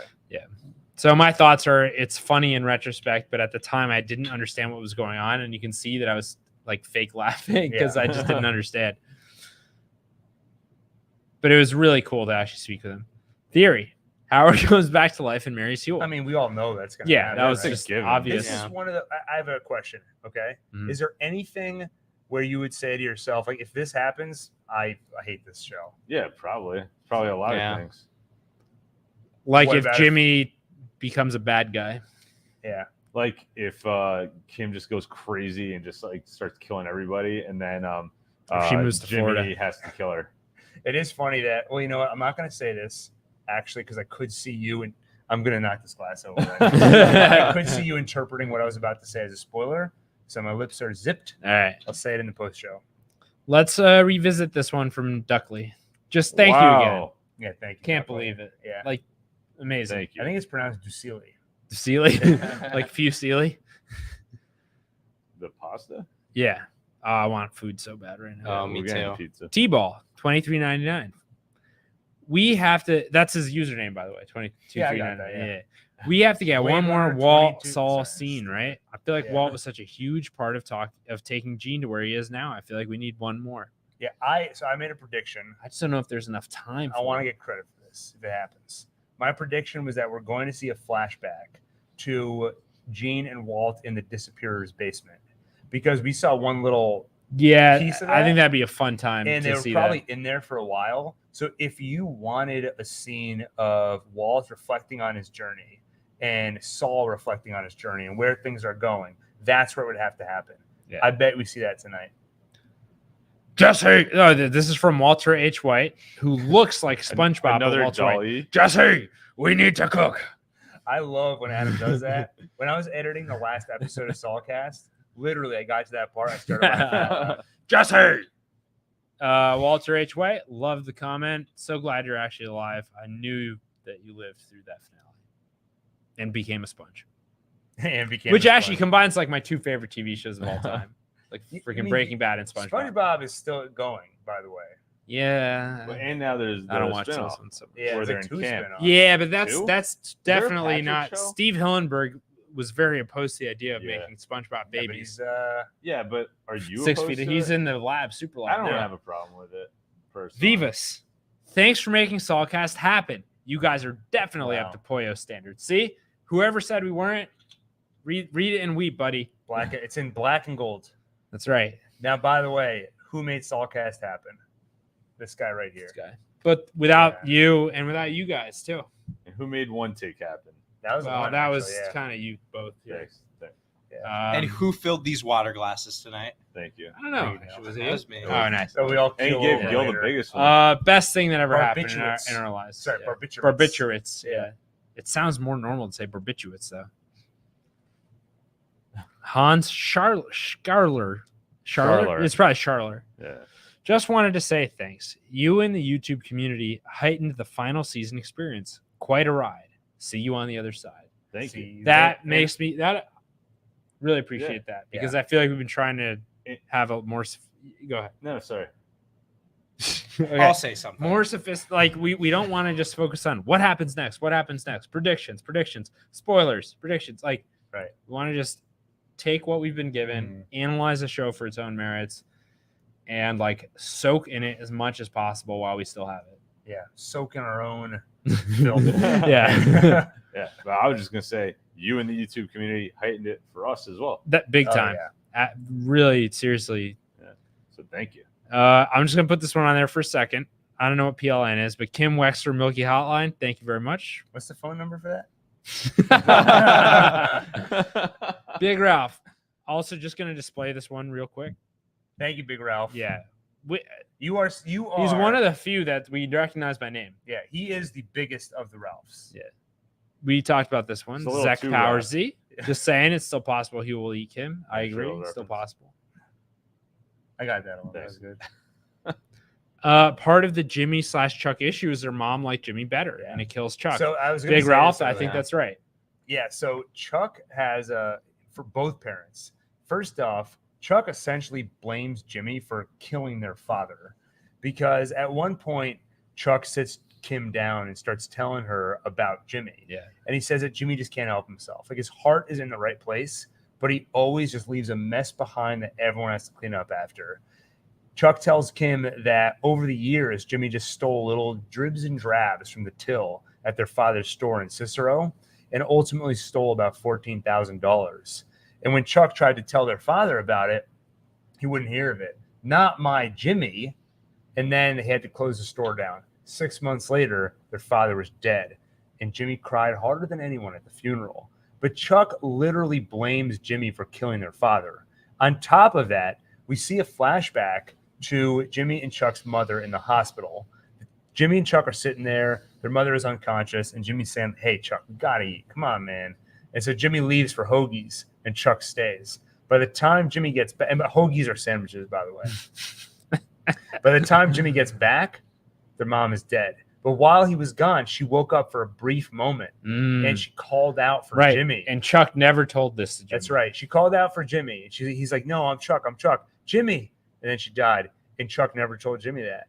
Yeah, so Chuck knows that, and we know that. Jimmy McGill doesn't and can never know that. That's true. That memory has died. Yeah. So I do think a large part of Chuck's hatred toward Jimmy is some envy. Yeah. And part of that envy is that he blames Jimmy for killing their father, and the fact that their father stuck up for Jimmy to the bitter end, and the fact that in her dying moments, she called out for Jimmy, not Chuck. I don't blame her. Yeah. Chuck is a real wet blanket. Yeah. Mark Hogan. He's a real space blanket. Nice. Percentage chance Jimmy finds any form of redemption whatsoever. Would they go this dark without bringing him back from the brink a bit? I hope for some redemption. I believe we're going to get redemption. And I was thinking about this. And I want him and Kim to get back together. Yeah, and have a child. Yeah. I think we have goldfish. What? Yeah, I do want to know what happens with the goldfish.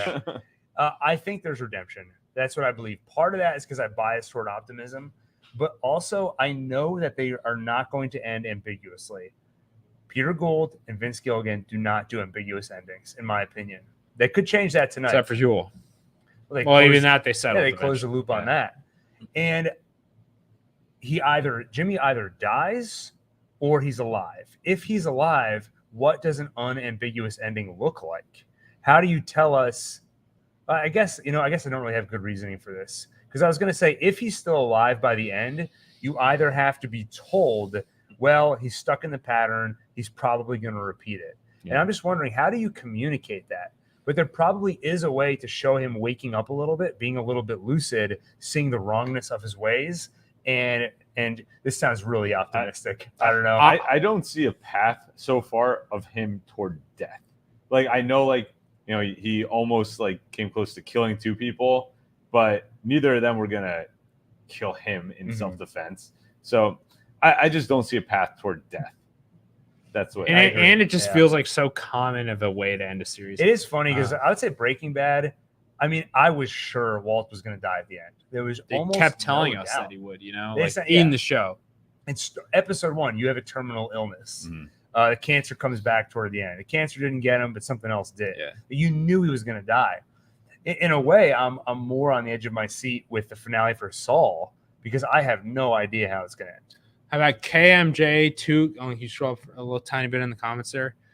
Hold on. I can't see it on the screen.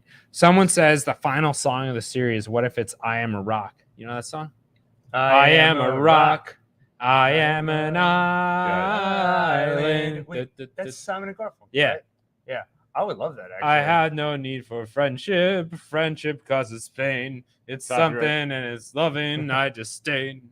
I am. So I like that. Says he was Even started tapping. peculiar, different song, man. That if he dies at the end. Yeah. I'm just gonna flash this on the screen for a quick second because it's a little vulgar. All right, bye. But thank you. I'm OneTake's biggest, mostly silent supporter. Well, you can't be that silent because I recognize you. Yeah, recognize you. We see you. We appreciate you. Yeah. Thank you. I like to think it's broad, but with an X instead of a U. I do. I think about the fact that when I listen to podcasts and watch YouTube channels, I never comment. I never write You're in. a lurker. So yeah, I'm a lurker. So I know there's all the lurkers comment. There's got to be other Gills Now's your out chance. there. Yeah. If Come you're- out of the woodwork. Actually, is anybody listening that has the name Gil? I've only met one There other might Gil be. in my life. Maybe Gilbert. Yeah. Ben Darling. Right in. What do we think Kim said when Cheryl asked her why she was doing this? Any chance she has cancer, hence the wig. I didn't realize it was a wig. Well, I think maybe in real life it's a wig. I don't think it was meant to be a I think wig, it's though. died. I think we were supposed to assume she dyed her hair and has bangs now. Yeah, I wouldn't read this as cancer. I mean, it would she feel was- a bit like a stretch. Yeah, because and I'll give a real answer to that, which is that if she suddenly realized she had a terminal illness and wanted to set certain affairs in order, she wanted to go confess, like that would be the trigger, right? Yeah. But I think it was pretty clear that the phone call with Gene, that was the Yeah. trigger for her to go back to Albuquerque. And if it was because of an illness why she's trying to make things right, that's not really much of a redemption arc per Yeah. se. We It wanna has s- to be a decision that wasn't driven by, the risk of. We want to see people make choices. That's like what's interesting Mhm. about the show. I think, of course, for Walt, the decision was based off of his terminal illness, but that was episode 1. Now, yeah, if they gave Kim anyway, yeah. All right, let's fly through these because we have a lot more to get to. Halgary, thank you very much. Very appreciated. Road Dog 202, Escape by Rupert Holmes has got to be the final song. I don't know that one. And we cannot play it because we'll get taken down. Escape. He's escaping He Jimmy McGill. is He's gonna totally kill- I going to don't know, kill everybody. We don't know. Anyway, go on. ADHD whiskey. Sounds like our lives. Yeah. He will literally wake up from the Gene dream at Ed's with Walt, see the wrongness of his ways, and Sears will end in color in the Breaking Bad timeline. That's an Probably, idea. Yeah, it's probably. Of all the ideas I've heard, that's one of them. Oh, hey, look, I was right. Adam was right on. It's bra with an X. Nice. Wow. Wait, We're he genius. wrote that in time for. We scrolled pretty we're far really here. catching up Yeah, here. Okay, we had a great. drought in super chats once you started really recapping the season. No one Yeah. cared anymore. But we're about to do it again for season 2. Hey, final one here, and then we're all caught up, and I'm excited for that. Piotr Polak, PLN, which sounds like his own currency that he made, Yeah. right? He's like the guy that Saul met with. Yeah. Yeah. Thanks for creating Saulcast. You guys are great, and I hope the podcast keeps discussing other shows. Barrycast, anyone?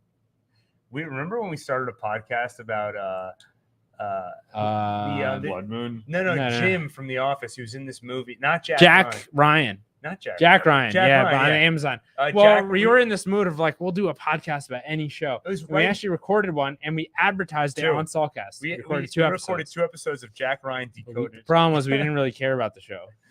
Yeah, I remember I was like, I remember my main observation for the episode is that he wakes up and he gets in a kayak and he kayaks in the morning. That's really And- impressive. Yeah, and you're I like, wanna do man, that. I want to do that. Yeah, that was like the big thing. Yeah.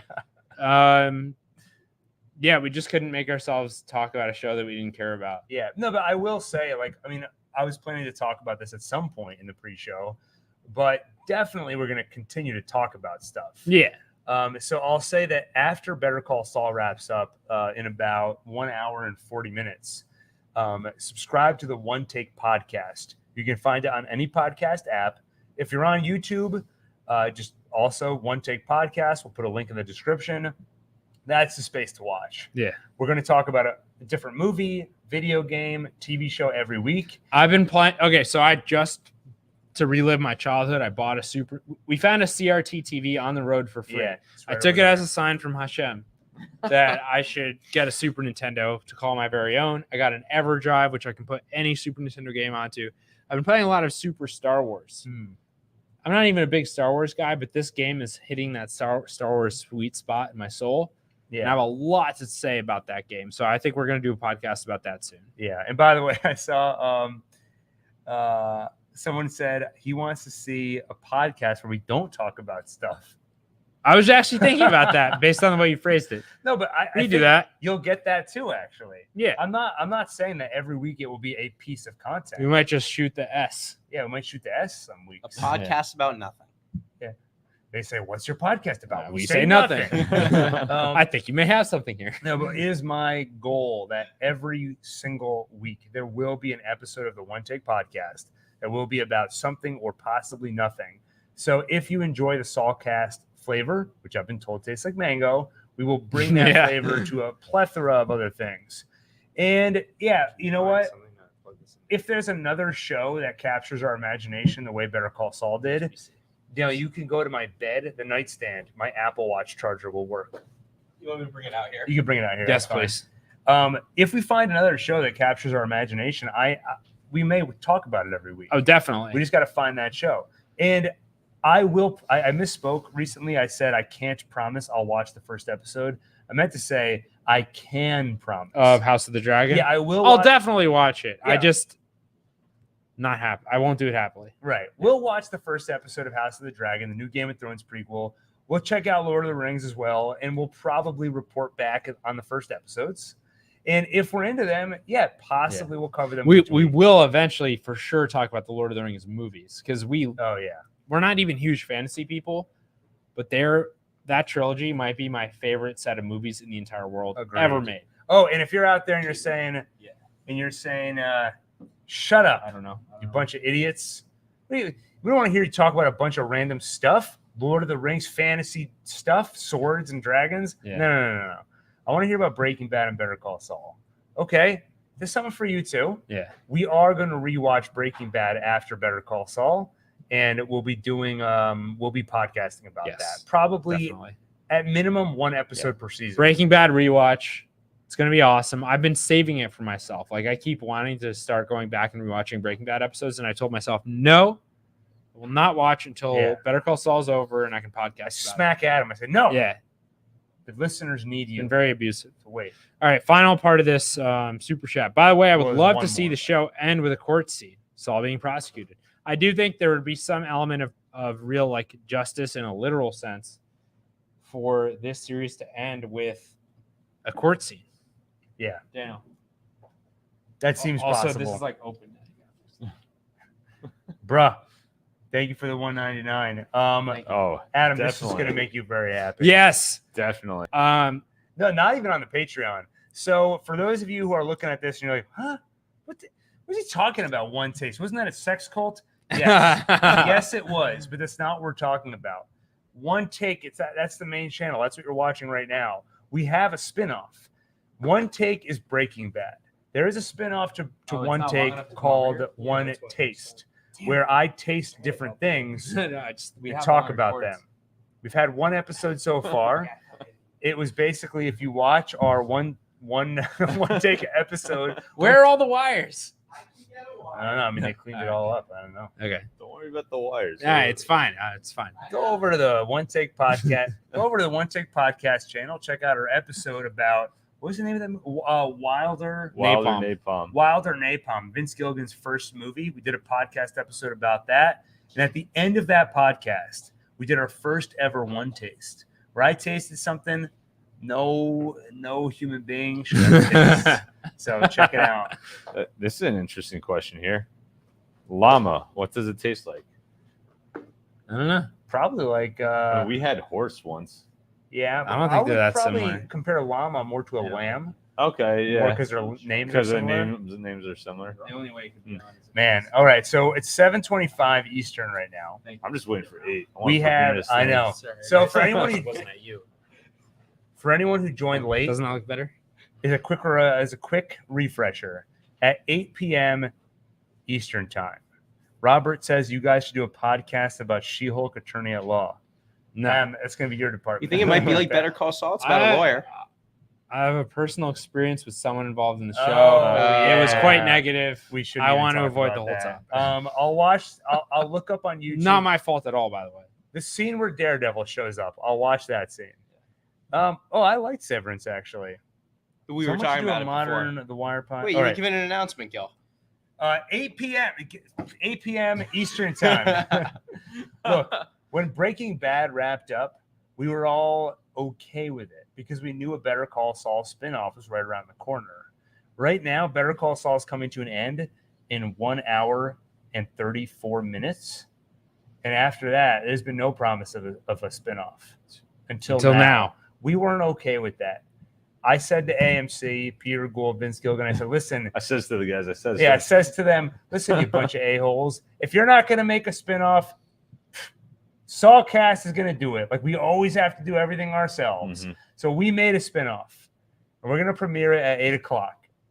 Yes. And It's going to be amazing. So tell everybody you know to join the live stream at 8 o'clock to watch it. How many viewers did the first episode of Better Call Saul have, Gil? Like 30.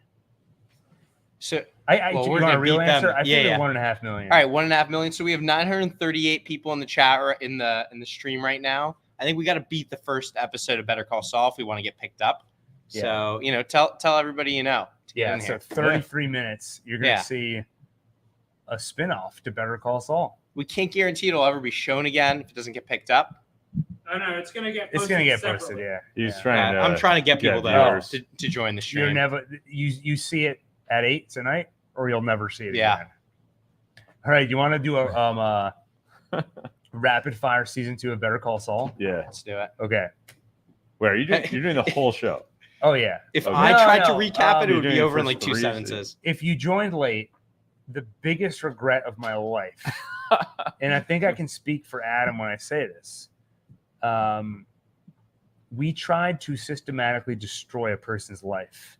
And then it so happened that at the very moment he came to confront us, a drug dealer walked in and shot him in the head. Never talked about this before. No, what I was really going to say. The biggest regret of my life is that we started Saulcast with season 4. We didn't talk about the first 3 seasons. So I want to, before the finale, talk about all 3 of them. We've gotten through season 1. We have a little bit under 90 minutes to get through the next 2 seasons. So we're going to move quickly here. So Jimmy decided not to take the job at Davison, Maine. Remember that, Daniel? I do. So Kim finds him hanging out at a hotel pool, and she wonders, what are his plans? And he says, you know what? I'm going to show you. And he starts a scam on this guy named Ken. The same guy whose car Walt lit on fire in Breaking Bad. And that's the first time. Ken wins. That was his license plate. That's the first time we meet Giselle and Victor St. Clair. Victor with a K. That's when we see the tequila stopper. That's when that's the first time we see Jimmy and Kim romantically involved. Daniel, maybe you should help him with that. So he doesn't No, hurt I his got back. it. I got it. Okay. I mean, you can. I'm going to jump to the super wire's chats. too short. DNMMI, thank you for the super chat. He says hi. Daniel, can you say hello back? Hi. Thank you. And Abby, by the way, I did hear about this movie, Home Fries, 1998 movie written by Vince. I would like to go through the entire Vince Gilligan catalog. So we've done Wilder Napalm, and I would say keep an eye on the OneTake podcast. We're going to go through his whole catalog. And I can't wait to, rumor, by the way, Daniel, the current rumor is that Vince Gilligan is actually preparing to shop a show around to different networks. And it's being described as kind of Twilight Zone-esque. Yeah. Ooh. You've heard about this? Yeah. Really? I was reading the news about Vince Gilligan. Wow. Usually I tell you about this stuff. This makes me really happy. But he's shopping some show around that people say kind of gets back to his X-Files roots, that it's going to take place in something like the real world with a slight twist. It's about the human condition. So, look, as much as I'm disappointed that Better Call Saul is coming, not disappointed, I'm sad that Better Call Saul is coming to an end tonight. I'm also pretty excited to see whatever, I wouldn't even say everyone on the show. I would say any one of them. Like if I hear about anybody who worked on Better Call Saul and then went to go on another show, I'm excited to see it. Joey Hill What are you says, laughing who at? gave Daniel access to the internet? They That's get like- it. it's They like get giving it. a chip a machine Yeah. gun. They understand the Daniel jokes. That's awesome. A Hungary. No, I got that one already. Oh, I think, unless it's the second one. can I say something funny about Yeah. Daniel? We've gotten into I don't know, possibly a bad habit of sort of saying jokes at your expense any chance we get. But like to be clear, they're just jokes. Like we're best friends in real life. I mean, and brothers. It's true. And I was at work and somebody said, we're in the break room and someone goes, where's the garbage? And I was like, oh, Daniel just left. You just missed him. And it took me a second to realize nobody understands that reference. I'm like Jimmy McGill. I'm stuck in that habit of just like pulling cons, but I'm stuck in the habit of making jokes at Daniel's expense. Radio Chaos, thank you for the $5 Canadian. You should review Metastasis, I hear it's the terrible. Colombian remake of Breaking Bad. So, Daniel, do you know about this? Wow, it copies shot for shot Yeah. the original. It's on Netflix. Yeah, literally. I didn't know it was Colombian, though. I thought it was. Yeah, I don't know. Well, they I didn't did know it. which country. They did a remake of the entire series. I mean, literally shot for shot. There are a few minor adjustments, but I think they did a new episode daily. It was kind of soap opera-ish. And so if you want to re-experience the series from like Does it also take place in Albuquerque, but everyone's Colombian? I mean, I don't know. Because Yeah, then I feel like you would have to make some adjustments. They made some adjustments. I went down a Wikipedia rabbit there a hole about desert this there? a little while ago. But yeah, I don't remember. It's a fun one though if you look it up. Thank you, the programmer 64. Notice how both Charles and Saul said, "Let justice be done, though the heavens fall." You know, fun fact. Yeah. Back in the earlier Facebook days, maybe like 10 years ago, Yeah. you could, I don't know if it's still the case, but you could have a little like description or some kind of sentence like as part of your bio. I had the Latin saying of that as my thing. Really? Of Yeah. this? Yeah. Wow. That exact phrase. So this is like destiny for you. Yeah. Yeah. No, but this is true. Chuck said this. What was do you remember the context of Nah. he was going after Jimmy, I remember. That's all I remember. And he said this line, and then Saul said that exact thing in the flash forward when we first meet Saul. Well, not first, because we saw him in quite a ride, but a few episodes ago when we get that flash forward. That was the last line of the episode. By the way, is the one okay? We were supposed to ask when you were gone, right? Oh, yeah. Yeah, I don't know. All right.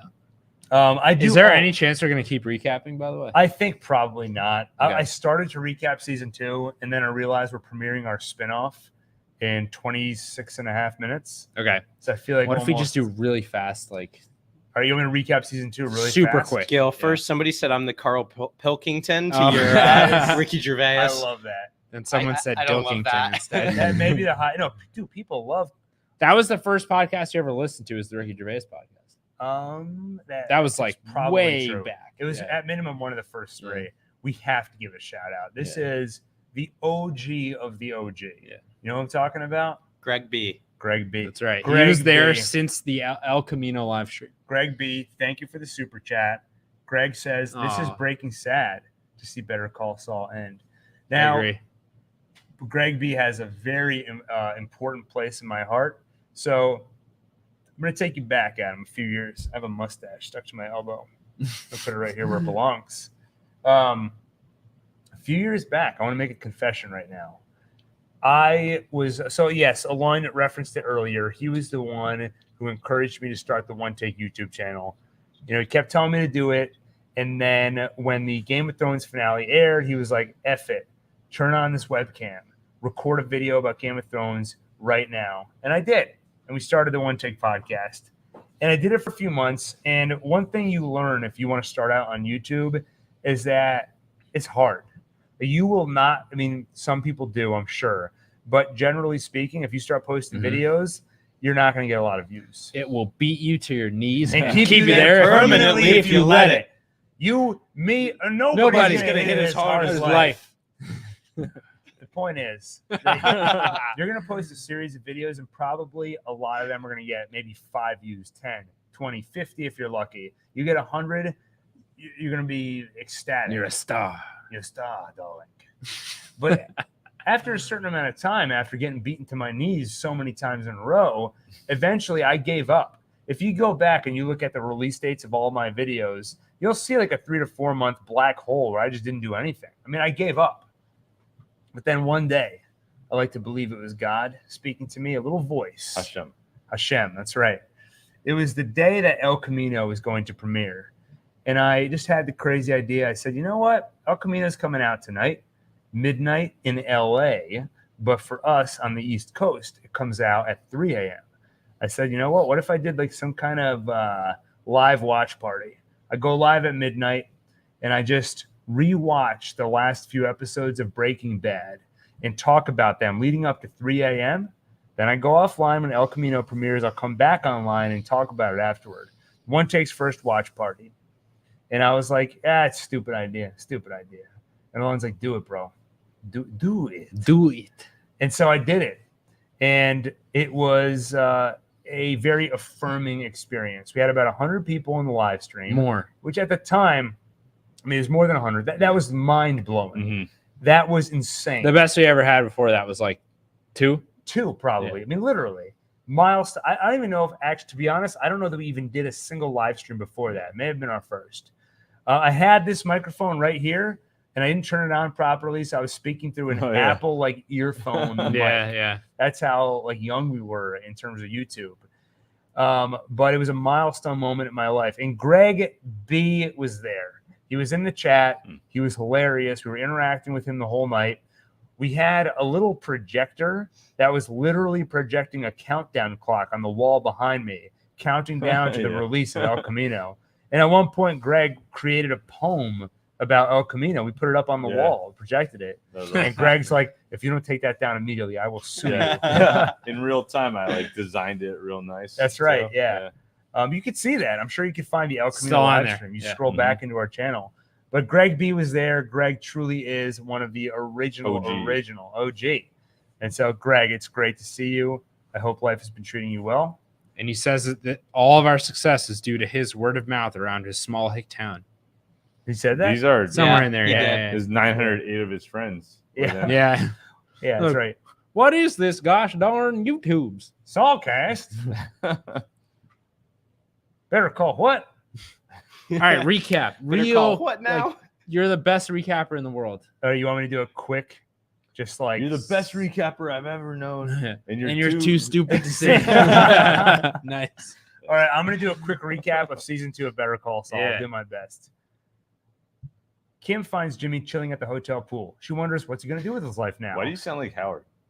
That's Howard talks fast. Have you thought about that job, Jimmy? I gotta talk faster. Have you thought about that job offer? Kim says, what are you going to do with the rest of your life? Jimmy says, I'm going to show you. Then they scam Ken, and they get a tequila stopper, which Kim treasures. And anytime she's going to do something bad, she looks at it.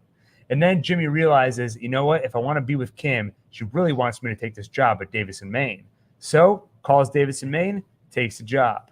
And hey, it works. Jimmy and Kim grow closer. She buys him a world's second best lawyer mug. And even when Chuck shows up at a meeting at Davis and Maine, Jimmy gets nervous, but Kim reassures him with a hand on the knee.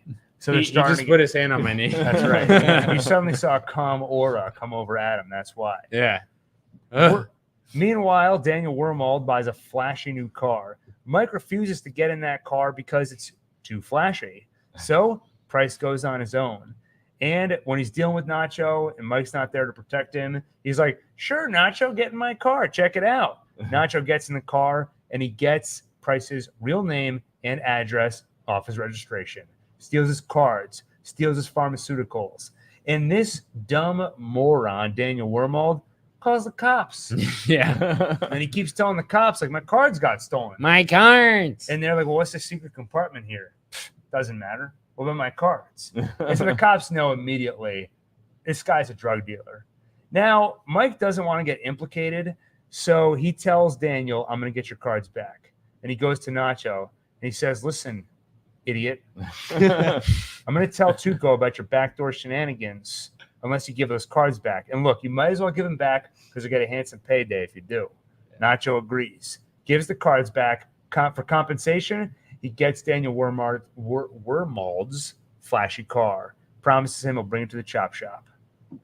But he still has the police to deal with. And this is where a pivotal moment occurs in Better Call Saul. How do they deal with the police? They need to convince the police that Daniel Wormald is not a drug dealer. He's a cake sitter. That's right. Well, pie sitter. Yeah. They need to have an answer for what was in that little secret compartment. So Jimmy tells the cops it's something embarrassing. Something he wouldn't want to talk about. It's tapes of him sitting on pies.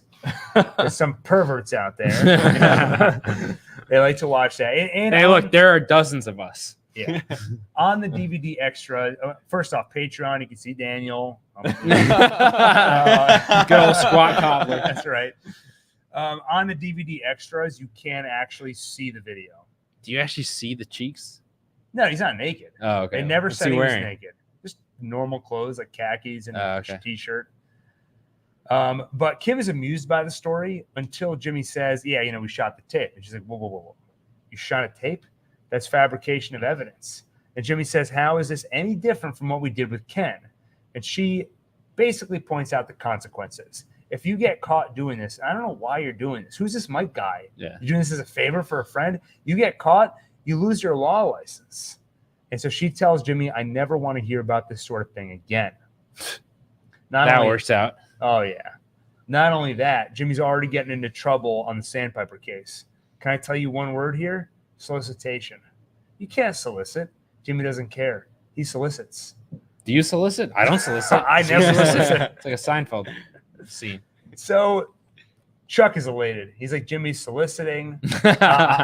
So Jimmy's going to these meetings, about the Sandpiper case. Yeah. And Chuck is there, but he's really just there to watch Jimmy fail.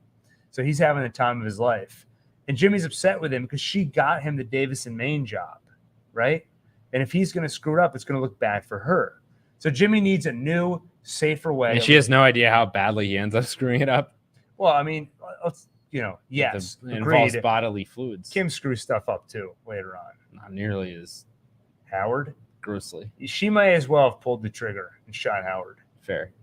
Jimmy needs a new way to get clients. It's got to be above board. What does he come up with? Who remembers? A commercial. Yeah. Well, he wants to help people write their wills and stuff.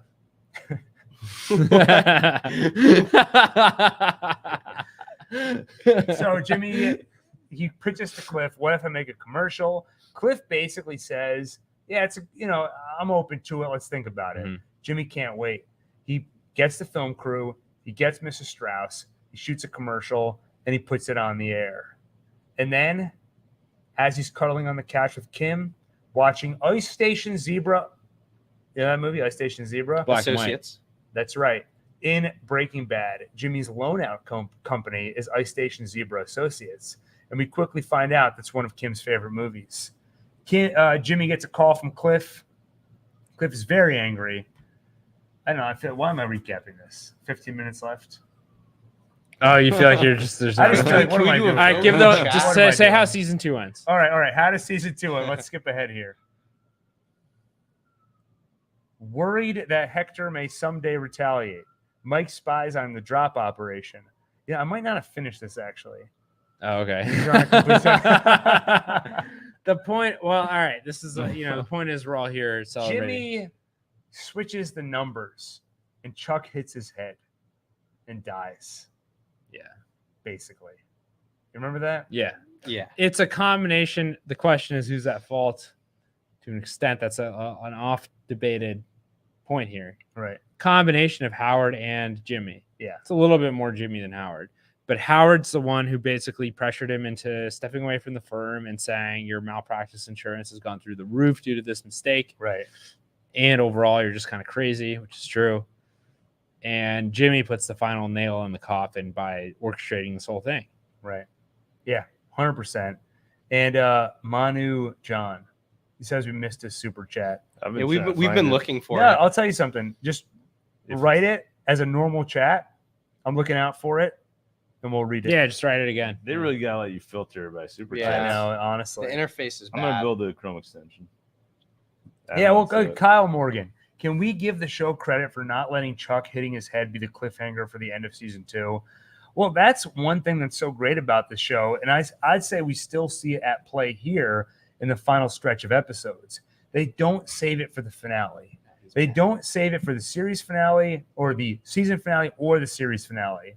The big thing happens, and then you have to live with it, right? Chuck hits his head, and we see the aftermath of it. And of course, they have cliffhangers. But the reason I'm so okay with Better Call Saul ending, when there are so many other shows where as they reach the conclusion, I'm worried, and I don't want it to end. Here, we're already partway through the ending, right? I already feel like I've gotten a lot of closure.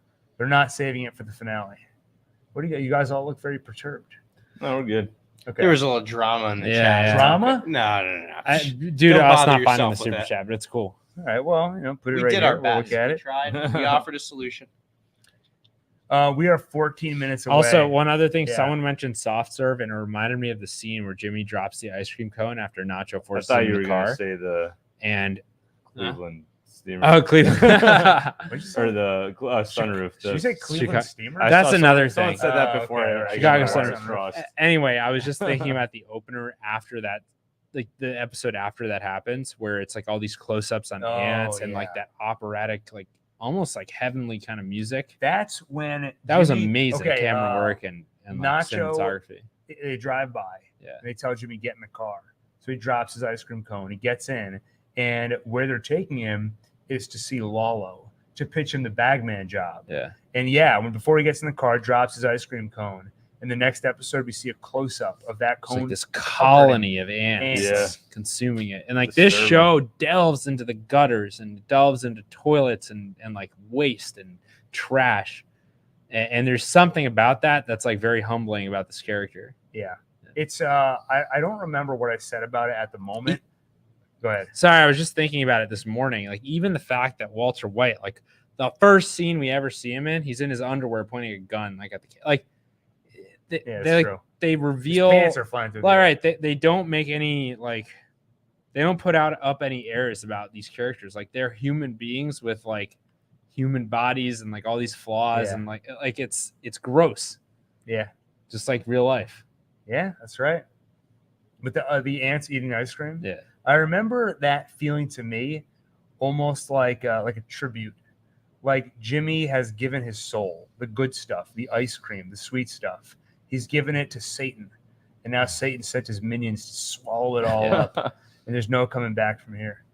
Though I guess we'll find out tonight. Maybe there is coming back from here. Yeah. And for anyone in the chat, because it's a common question, and I think we'd rather focus on the show itself. If you're asking, how do I watch the show for free tonight? Easiest thing to do is subscribe to like a week-long free trial of AMC Plus. Yeah, that's true, Watch yeah. the show and then just cancel it. Yeah, Easiest thing you people can are do for asking, when does it premiere on AMC Plus? The show airs at 9 p.m. Eastern time. Yeah, and it'll show up in the AMC Plus website or app right away. Commercial free. Yep. So And again, they have a free trial, so just use that. Let's get back to the show. that's right. So this guy, that said we missed his super chat. I say we trust him that he gave one. First of all, you don't need to give one for us to read it necessarily. Yeah.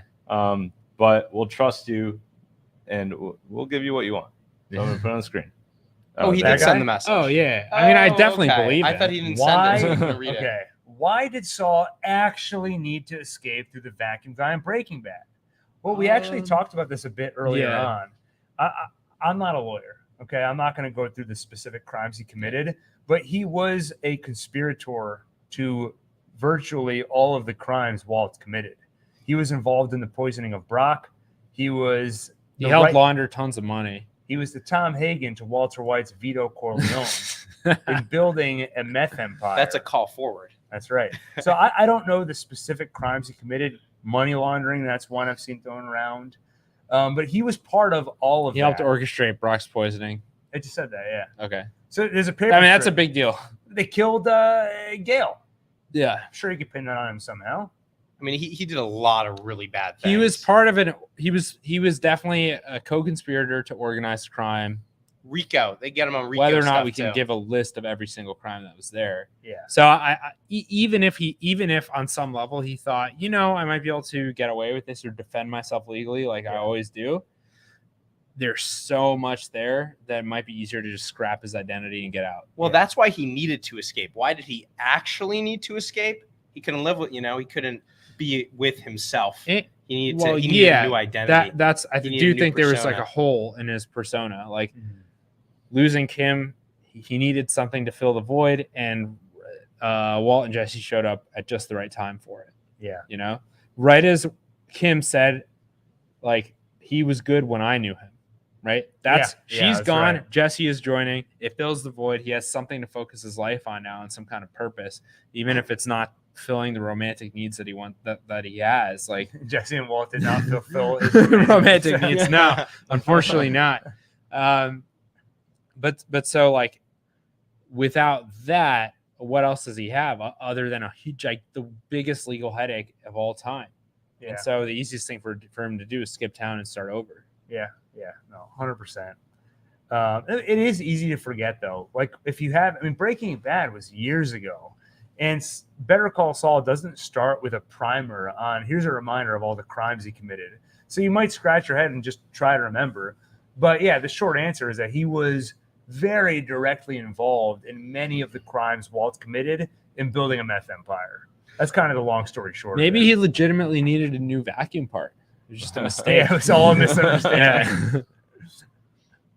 9 minutes until we air our spin-off series of Yes. Breaking Right. Bad and Better Call Saul. You are not going to want to miss There's this. 939 people watch. Can we at least get above 1,000 to get AMC's attention? You know? Call everybody you know. Abby, thank you for the 1261 Chicanery. chicanery.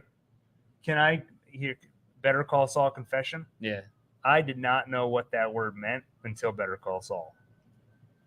That's a little embarrassing. Of or relating to chickens. That's right. Exactly. Yeah. That would make a Oh, lot of yes. sense.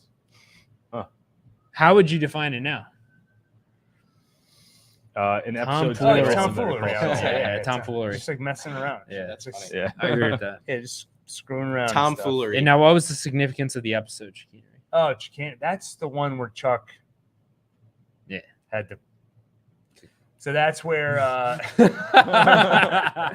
basically Jimmy swapped the numbers on the Mesa Verde documents to humiliate Chuck. Chuck gets him drawn. Oh, but the super chat was 1216, by the way, Magna Carta. Oh, nice. Yeah. Wait. Oh, yeah. Okay, yeah. Yeah, so he messes up the Mesa Verde documents. That gets brought before the board because Chuck records Jimmy making. Oh, how did season 2 end? That was the cliffhanger of Right. season 2. Yeah. Is that Jimmy confesses to Chuck because Chuck, quote unquote, goes crazy, covers his house in Mylar. He's losing his mind. But really, he's trying to make Jimmy feel bad. Well, the ironic thing is that Jimmy cares so much for his older brother that Chuck knew to take advantage of him, he had to pull on those strings, make him feel bad for hurting Chuck. So he makes Jimmy think that he basically destroyed Chuck. So Jimmy confesses to everything. Yeah, I swapped the numbers. Big deal. Good luck proving that in the court of law. Yeah. Well, good luck. I mean, Chuck recorded the whole thing on tape. That was the end of the season. And so Jimmy ends up before the board to decide whether or not he gets to keep his law license. And he tricks Chuck. He gets Huel to put a phone battery in Chuck's pocket. He's Yeah. like, Chuck, you're not crazy, right? I mean, you have this allergy to electricity. I mean, if there was a battery in your pocket, you would definitely notice, right? And Chuck's like, of course I would notice. Jimmy's like, reach in your freaking pocket. Mhm. And then That Chuck- was awesome. Chuck does, and there's Yeah. a phone battery fully charged. He Tosses throws it it. away, thus proving in the court of law that Chuck's disease is not a disease of the body, but a disease of the mind. He's cuckoo for Cocoa Puffs. and so Chuck basically has a breakdown in court. One of the greatest episodes of Better Call Saul ever. One of the greatest scenes in Better Call Saul. And as Chuck is ranting and raving before the court, he uses the word chicanery. He's like, "What is this, Jimmy's chicanery here?" That was the episode. Amazing episode. Ian Doherty, thank you for the $5. Thank you guys for great commentary on the series. Can't wait for the finale. Me too. Can you believe this, Adam? No. We are 1 hour, 5 minutes, and 23 seconds away from the final episode ever of Better Call That Saul. said, this is not the end for us or for the podcast or for Saulcast. And if you want to keep following along with us, Right. please just go to the OneTake podcast channel. It's like OneTake, but it's smaller, it's more intimate, longer form content. That's right. You know, it's more for the sophisticated few among you rather than the masses. Subscribe to that one and you can follow along with us and keep up with us, even though the series is over. Can we give a spoiler alert? Yeah. Eli asks, Link. Question You got a for- link What? You got a link in there? What for what? OneTake Oh podcast. yeah, sure. No question problem. for Adam. It's got Will attention you problems. be making a cameo Oh, in I the was finale already off tonight? that topic. So I think so. The final episode of Better I hope Call they Saul. didn't cut my part. Yeah, we'll see. Well, I okay. play a That's a Daniel lot they Wormald would impersonator. No, there were scheduling conflicts, so they had to recast the role of Jeff. For the finale, Yeah. So Adam will be taking over. Okay, hold on. I let's was not a miss stunt this. double for the scene where he slipped and hit his head on the mall floor. Yeah, that's why you're not talking straight. Yeah. Hugh Jasol. Thank you for Jasshole. Huge asshole. Come on. I always fall for that. you like Mo the bartender. Yeah, I pee Yeah. freely. Yeah. Can't show a picture. Is there a Amanda hug and kiss? Can you read this? Am I like? About But to- I got a shy I think swinger it's just that massager in foot honor of thing. Saul that I'm laying on currently. It's the foot thing. Yeah. Foot chick. Yeah. The foot chick. Yeah, yeah. you're good. Chi is a chi swinger. Thank you. Hugh Those things do Jasol. sound like it would kind of give you a nice little vibration through your whole spine. I could use that. Sounds wonderful. Caster Minion, by the way, Mr. Super Chat. But if you just put it in the regular chat, I'm going to do my best to find it. But thank you for your kind words. Made my job throwing fish enjoyable. Okay, so Wait, why do you have to make that are you like enjoyable? feeding That sounds whales awesome. at the Sea World or something? Just throwing fish at whales. What do you do throwing? Or maybe he just works at a fish counter. Look at this guy. Which- freaking white collar over here, never thrown a fish in his life. Yeah. Our father used to throw fish for a living. That's true. Yeah. Made Paul us the mongers we are today. Monger. I like that word. More likely in the finale. A, Saul montage in prison. B, Saul finds Kim. C, Saul murders someone en route to his overall escape from the law. I can't see C, to be Me honest. neither. with I you feel right like now. he made his decision not to be a bad guy. Yeah, he was going to kill They gave him Marion. a chance to kill Well, someone. okay, Chose not to. okay. So he decides not to kill Marion, but Right. he also doesn't allow himself to get caught. Like he scurries off like a frightened animal. Yeah, that did feel like a wake-up moment to me, though. Yeah, but To me, but that it's like, was- why keep running at that point? Oh, so we talked about this in the Yeah. podcast. I believe unfinished business. Yeah, like he knows that the end is here, but there's something I got to do Well, beforehand. that's what I Probably believe. has to do with Kim. Well, that was also God. him realizing the line he won't cross. You Yeah. know, he finally found it. Yeah. But I think plan so. murders, he won't do it himself. Yeah, that's right. Send him to Belize. Well, I didn't say to kill nobody. I said send him on a vacation. Why aren't all these people in Belize? I was expecting them here. So of the three, I mean, to me, honestly, like I'm expecting B. I can't compute in my brain that we don't see Saul or Jimmy or this human being with Kim before the series wraps up. It just doesn't compute for me. And I always give the caveat, whatever they do, I trust them implicitly. Even if it's not what I expect, I bet, you know what? Well, you don't want what you expect. I don't want what I That's not as expect. That's fun. right. So, like, in my heart, I believe B has to happen. But if it doesn't, I trust that there's a good reason it doesn't. I hope it's D. I hope it's something not even on this list. D, other. Yeah. I think A is possible. The only one on here that I think I don't think it's going to happen. Like, if I were betting money, I would say C doesn't happen. 1 minute, by the way. we broke 1,000 viewers. Now we can premiere our shiza. spinoff. Okay. Richard, thank you for the $4.99. Bed squeaking. Yep. Yep. Yep. And that's the legacy of this show. Okay, so we are in a very exciting moment right now. We are mere seconds away. When Breaking Bad wrapped up, we had the silver lining. There was a prequel just around the corner with Better Call Saul. With Breaking Bad, we don't have that, right? There is no prequel. You got to get better news sources because I got news for you. Peter Gould wouldn't do it. Vince Gilligan wouldn't do it. AMC wouldn't do it. They wouldn't announce a spinoff. So we took the reins and we made our own spinoff. We created a spinoff to Breaking Bad / Better Call Saul. Now, officially, I can't say it's in canon. I can't say it's canon. But off the record, we all know, all right, this is the real deal. They're not going to be able to resist No. adopting this show. So I'm not going to say what it's about. I'm not going to say who it's about. We're just going to let it roll. If anyone has an AMC contact, quick, get them. Get them to watch Put this. this on now. But There's not our their pitch. legal team. No. All right, so I'm going to click on the add This is to a stream button. right? Saulcast original production. Yes. That's right. Saulcast original. Here we go. One First of take many. time. I'm gonna click add to stream, right? Yeah, and then Let's remove do it. us from stream. I'm gonna mute us. Yeah.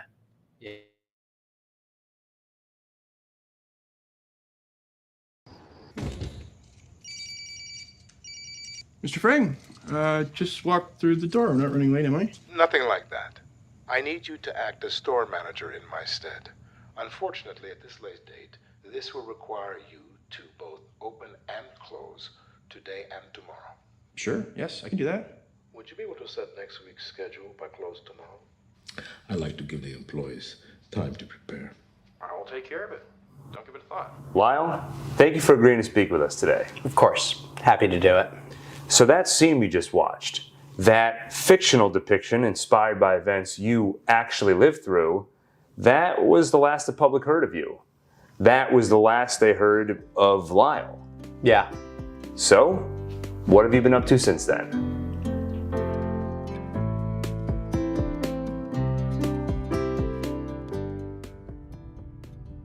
In 2010, the largest meth manufacturing operation in U.S. history came crashing down.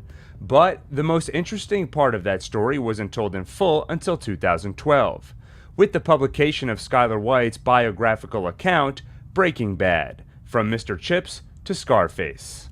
The story of high school chemistry teacher turned meth kingpin, Walter Hartwell White, was so compelling, it was simultaneously produced as a TV miniseries that same year. That was of course followed up 2 years later by Better Call Saul, the story of Jimmy McGill, aka Saul Goodman, the Tom Hagen to Walter White's Vito Corleone.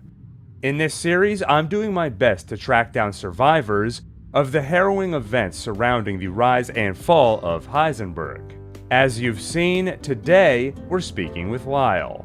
So, what have you been up to since then? Well, a lot of different things, I guess. Are you still working in food service? No. I tried that for some time, but once you've worked for Mr. Fring, there's really no one else who can compare. You're, of course, talking about Gus Fring. Yeah. Must have been quite a shock to hear of his passing. Yeah. Especially the way he passed. You saw the scene. You could Yeah, I saw literally, you could see his brains through the side of his face that got blown off. And he adjusted his time before he died. So he must have still been alive and probably suffering tremendously. You really respected Mr. Fring, huh? Yeah. When I visited your home, I couldn't help but notice the photo. Even after all the drug stuff, you still remember him fondly. Mr. Fring was an honorable man. He looked out for us. Honorable? Really? All right. Remember this? I will kill your infant daughter. That's TV. They exaggerate. Okay. What about this?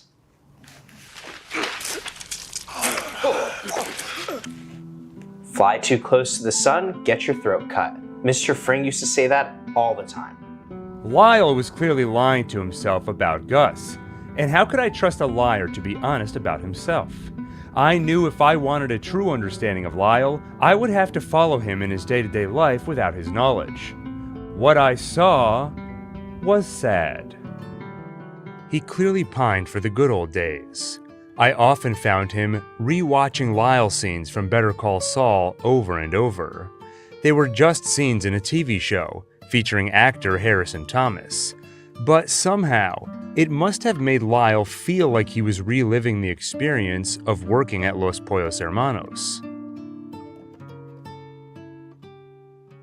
You know, methamphetamines have plenty of medical purposes too. People don't talk about that. You're saying that Gus was manufacturing meth for medicinal purposes? I'm not saying that. I'm not saying that. What I'm saying is people don't... Lyle continued to defend Gus, who he only ever referred to as Mr. Fring.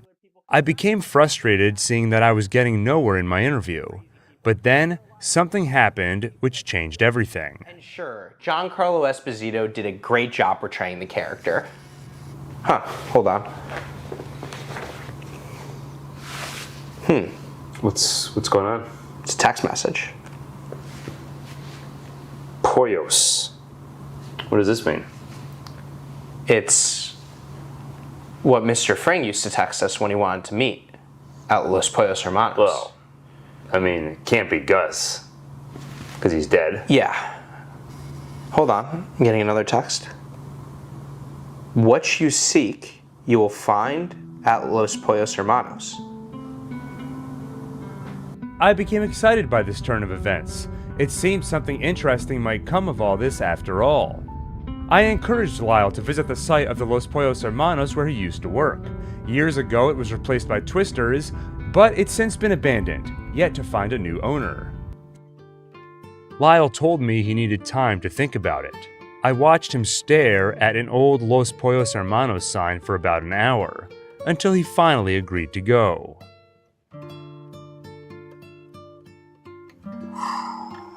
Well, she ain't what she used to be. Let's get a closer look. Yeah. What is this? Looks like a letter. Probably meant for you.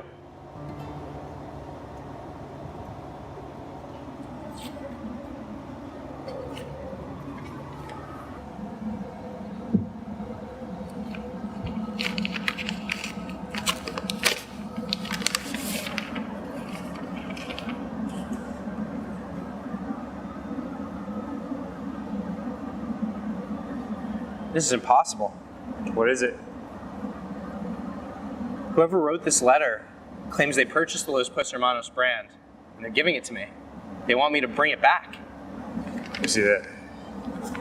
Lyle, you are the only one I trust with this responsibility.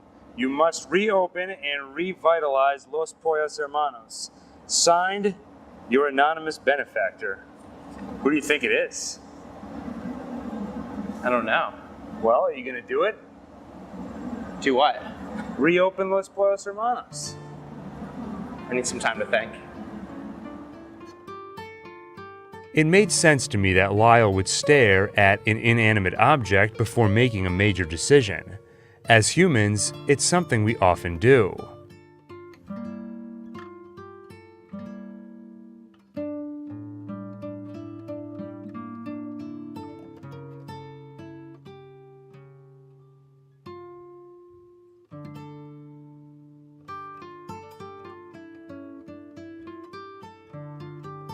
After several more hours of staring at the sign, Lyle finally agreed to reopen the restaurant. And with that, step 1 of my plan was a success.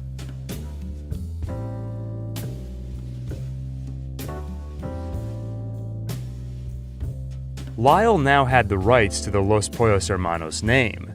Next, he needed a location. So we visited a local Mesa Verde branch to see about getting a small business loan to buy the old building.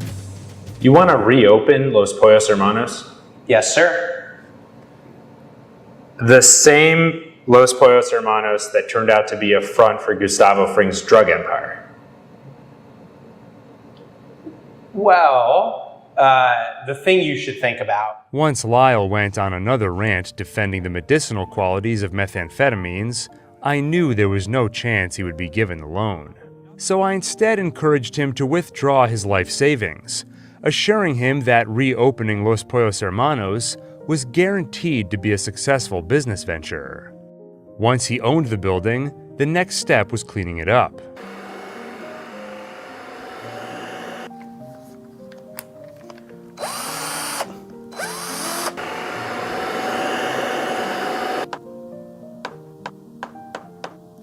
It was a lot of work for one man, but I knew Lyle could do it.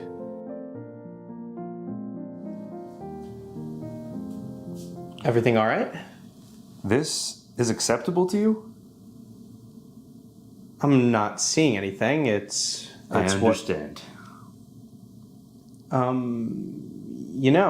that I look closer, yeah, maybe I see, maybe, yeah, okay. I will take care of it. All right. Sorry about that. Sorry. Lyle, great job. I'm really proud of you. Thank you, sir. For the first time since I began filming, I saw Lyle smile, which almost made me feel bad for what I had to do next.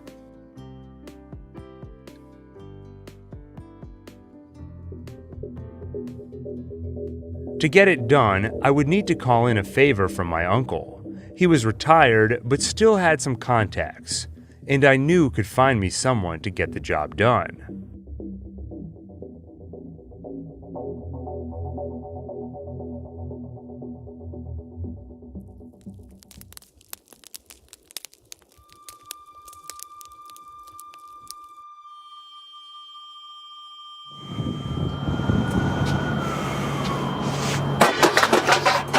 Lyle, calm down, Lyle. We can figure this out. No! I want nothing to do with you. Ever since I met you, everything I've ever cared about is gone. Turned to shit, ruined, dead. Ever since I hooked up with the great Gil from Saulcast. And OneTake. I've never been more alone. I have no one, nothing. All right, it's all gone. Get it? No, of course you don't. While Lyle threw his tantrum, I couldn't help but smile, because everything was going according to plan. Are you done? Yeah? Well, let me tell you something you already know. The world ain't all sunshine and rainbows. It's a very mean and nasty place, and I don't care how tough you are, it will beat you to your knees and keep you there permanently if you let it. You, me, or nobody is gonna hit as hard as life. But it ain't about how hard you can hit. It's about how hard you can get hit and keep moving forward. How much you can take and keep moving forward. That's how winning is done. So if you know what you're worth, then go out and get what you're worth. What are you saying? It's time for you to get even, Lyle. You've given so much to the world, and all it ever does is take. It took away Los Pollos Hermanos, and when you tried to grab it back, the world said no. Or maybe it's time for you to say no. Maybe it's time for you to stop doing so much good only to get nothing in return. Maybe it's time to break bad.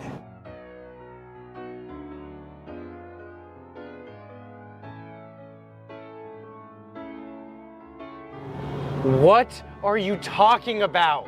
I'm talking about a spin-off. What? Think about it. Breaking Bad was a masterpiece. Better Call Saul was a masterpiece. The fans want more. I want more. But Peter Gould and Vince Gilligan said they would only come back if there was more story to tell. Lyle, you and I can give them that story. You planned all this? You're the anonymous benefactor. You sent the text. And you... Burned down Los Pollos Hermanos? Yeah. I knew once you had a taste of your old life, you wouldn't be able to walk away again. You need Los Pollos Hermanos. But what are you going to do? You don't have any money. How are you going to afford rebuilding the place again? You're insane. You need money, Lyle. How are you going to get it? I'll find a way. Just like you've been finding a way these last years since Pollos crumbled the first time, I don't think you will find a way, Lyle. But you don't have to. I already have. What are you talking about? What have you done? Over the last 5 years, I've been pulling strings, pitting one gang against another, and systematically rebuilding Albuquerque's underground drug empire. The cartel is back, Lyle. All they need is a front, a legitimate business to cover up their operations in the one place no one would ever think to look. Los Pollos Hermanos, rebuilt, revitalized. No one would think anyone is crazy enough to use the same front twice. Everyone will think, this time it's gotta be legitimate. I asked my lawyer, he agrees with me. They're waiting for you, Lyle, and they're ready to pay. All you have to do is say yes. And Pollos is back on the menu. Just ask yourself, what would he want?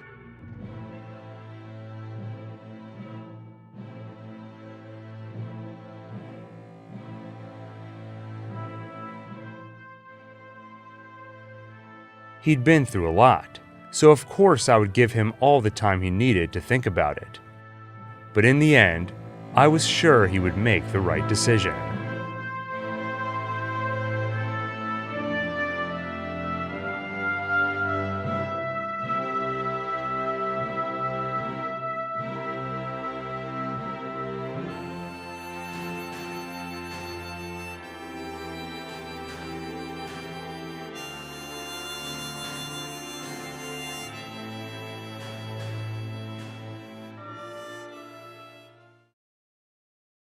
Everyone will think, this time it's gotta be legitimate. I asked my lawyer, he agrees with me. So I wanted to run something by you. I told Lyle that if we reopened Los Pollos Hermanos and used it as a drug front, there's no way anyone would go after it. The DEA would never suspect the same front twice, right? That's what you're calling me about? Oh, that is quite possibly the stupidest thing I've ever heard. I did the trivia thing for you, Gil. I did you a favor. And now you come to me with this? Look, you do me a favor and don't ever call me again. Besides, if they're gonna do another spinoff, we all know who it's gonna be about.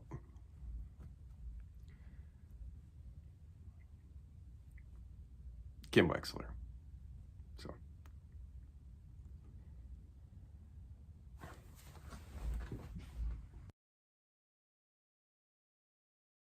And with that, step one of my plan was a success.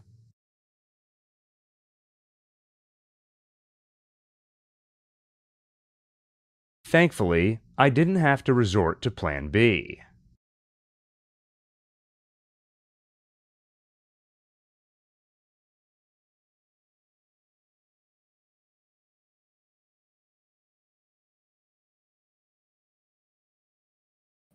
And we're good. Well, All right. Emmy for Daniel. I mean, Oh, come yeah. on. Daniel. That acting? Yes. Amazing. And for Gil. Ah, come on. Yes. Adam. Stop Supporting it, act- stop I it. did the Photoshop work. Yeah, Sure. so I wanted to do the Photoshop work, bank manager, and a bunch of behind the scenes stuff. Adam, yeah. If you want to know why I've got big black bags under my eyes and why we were late to the stream, it's because we had the like I said at the start of the stream, we were trying to figure out what do we do for the finale? What would be a fun way to celebrate? Do we do a 24-hour live stream? Do we drive to Vermont and try to pass the bar exam at law school? And we came up with this, but about 3 or 4 days ago. So filming nonstop, editing till 5 o'clock in the morning, and then realizing, wait a minute, this thing's messed up. We got to edit some more. Yeah. Editing until literally minutes before the live stream ran out. And I will say though, I love how people do this every time. Anytime we do a watch party counting down to the release of something, it's like, it's already been posted, Yeah. everyone. Yeah. Guys, it's already on AMC. No, it's not. I'm not falling for that. Hold on, maybe check if it's been posted. I'm just Yeah. kidding. MG, thank you for the $10. Lyle, Fryer for Hire. 6 seasons and a movie. Anyone get that reference? I do. Damn, go ahead. Community. That's I love right. it. Oh. Let's do it. 6 seasons in a movie. There you go. Oh, you got to do the thing. I don't remember. Oh, yeah, this one, yeah. There we go. Yeah, so in our chat, people came up with the name Better Dial Lyle, and I liked that, but I wanted something original. And also, I figured if they were going to do another spinoff, they wouldn't take the Better Call Saul thing and just do it again. So I was trying to think through what else could you call it, and it had to rhyme, of course. And by the way, while we had Bill, oh, Daniel, go ahead. Do the What? thing. Do the thing. Pollos hermanos. I'll do it with you. Pollos hermanos, pollos hermanos, delicious chicken grilled and fried. Pollos hermanos, which will keep you satisfied. You know, in terms of like giving the supporting actors endings and giving them a chance to really highlight some of their talents before the season ends, I really loved Lyle's. Getting to hum that. And then the idea, listen to this, Daniel. Could you handle this? You have to both open and close this week while Gus is on vacation. You know, on vacation. Tate, thank you for the $4.99. That was amazing, guys. Thank you for all the laughs over the years. Thank you, Tate. I would say, you know, the biggest regret for me is that we didn't think of doing that short film that we just did sooner, because that meant Alun and Adam didn't get to be as involved as we would have wanted. But that is a taste of things to come. Yes. I would say, like, we want to do a lot more creative things. So on the OneTake podcast and on the main channel too, in the post Better Call Saul world, you're going to see a lot more of that. Mm-hmm. Getting a little creative, okay? Also, while we had Bill Oakley on the line, probably one of the best lawyers I know, personally. Trust experience. Trust Bill Oakley. Adam, I know. I already switched sides. That's right. Yeah. You've been very, can I say this? Yeah. Very frustrated at some of the spoilers this season, right? I've been very fed up with it. I mean, I've complained about it more off the air with you than I have on camera, and I've done a lot of complaining about it on camera. Can we reveal something behind the scenes? You know the title of the finale tonight. I'm not going to say it. Some fool in the comments had to go and blab. And then again, it's not even their fault, because of course people are going to talk about it once it leaks. Why does anyone know? Why is the show letting people know in advance what the titles are? Retribution.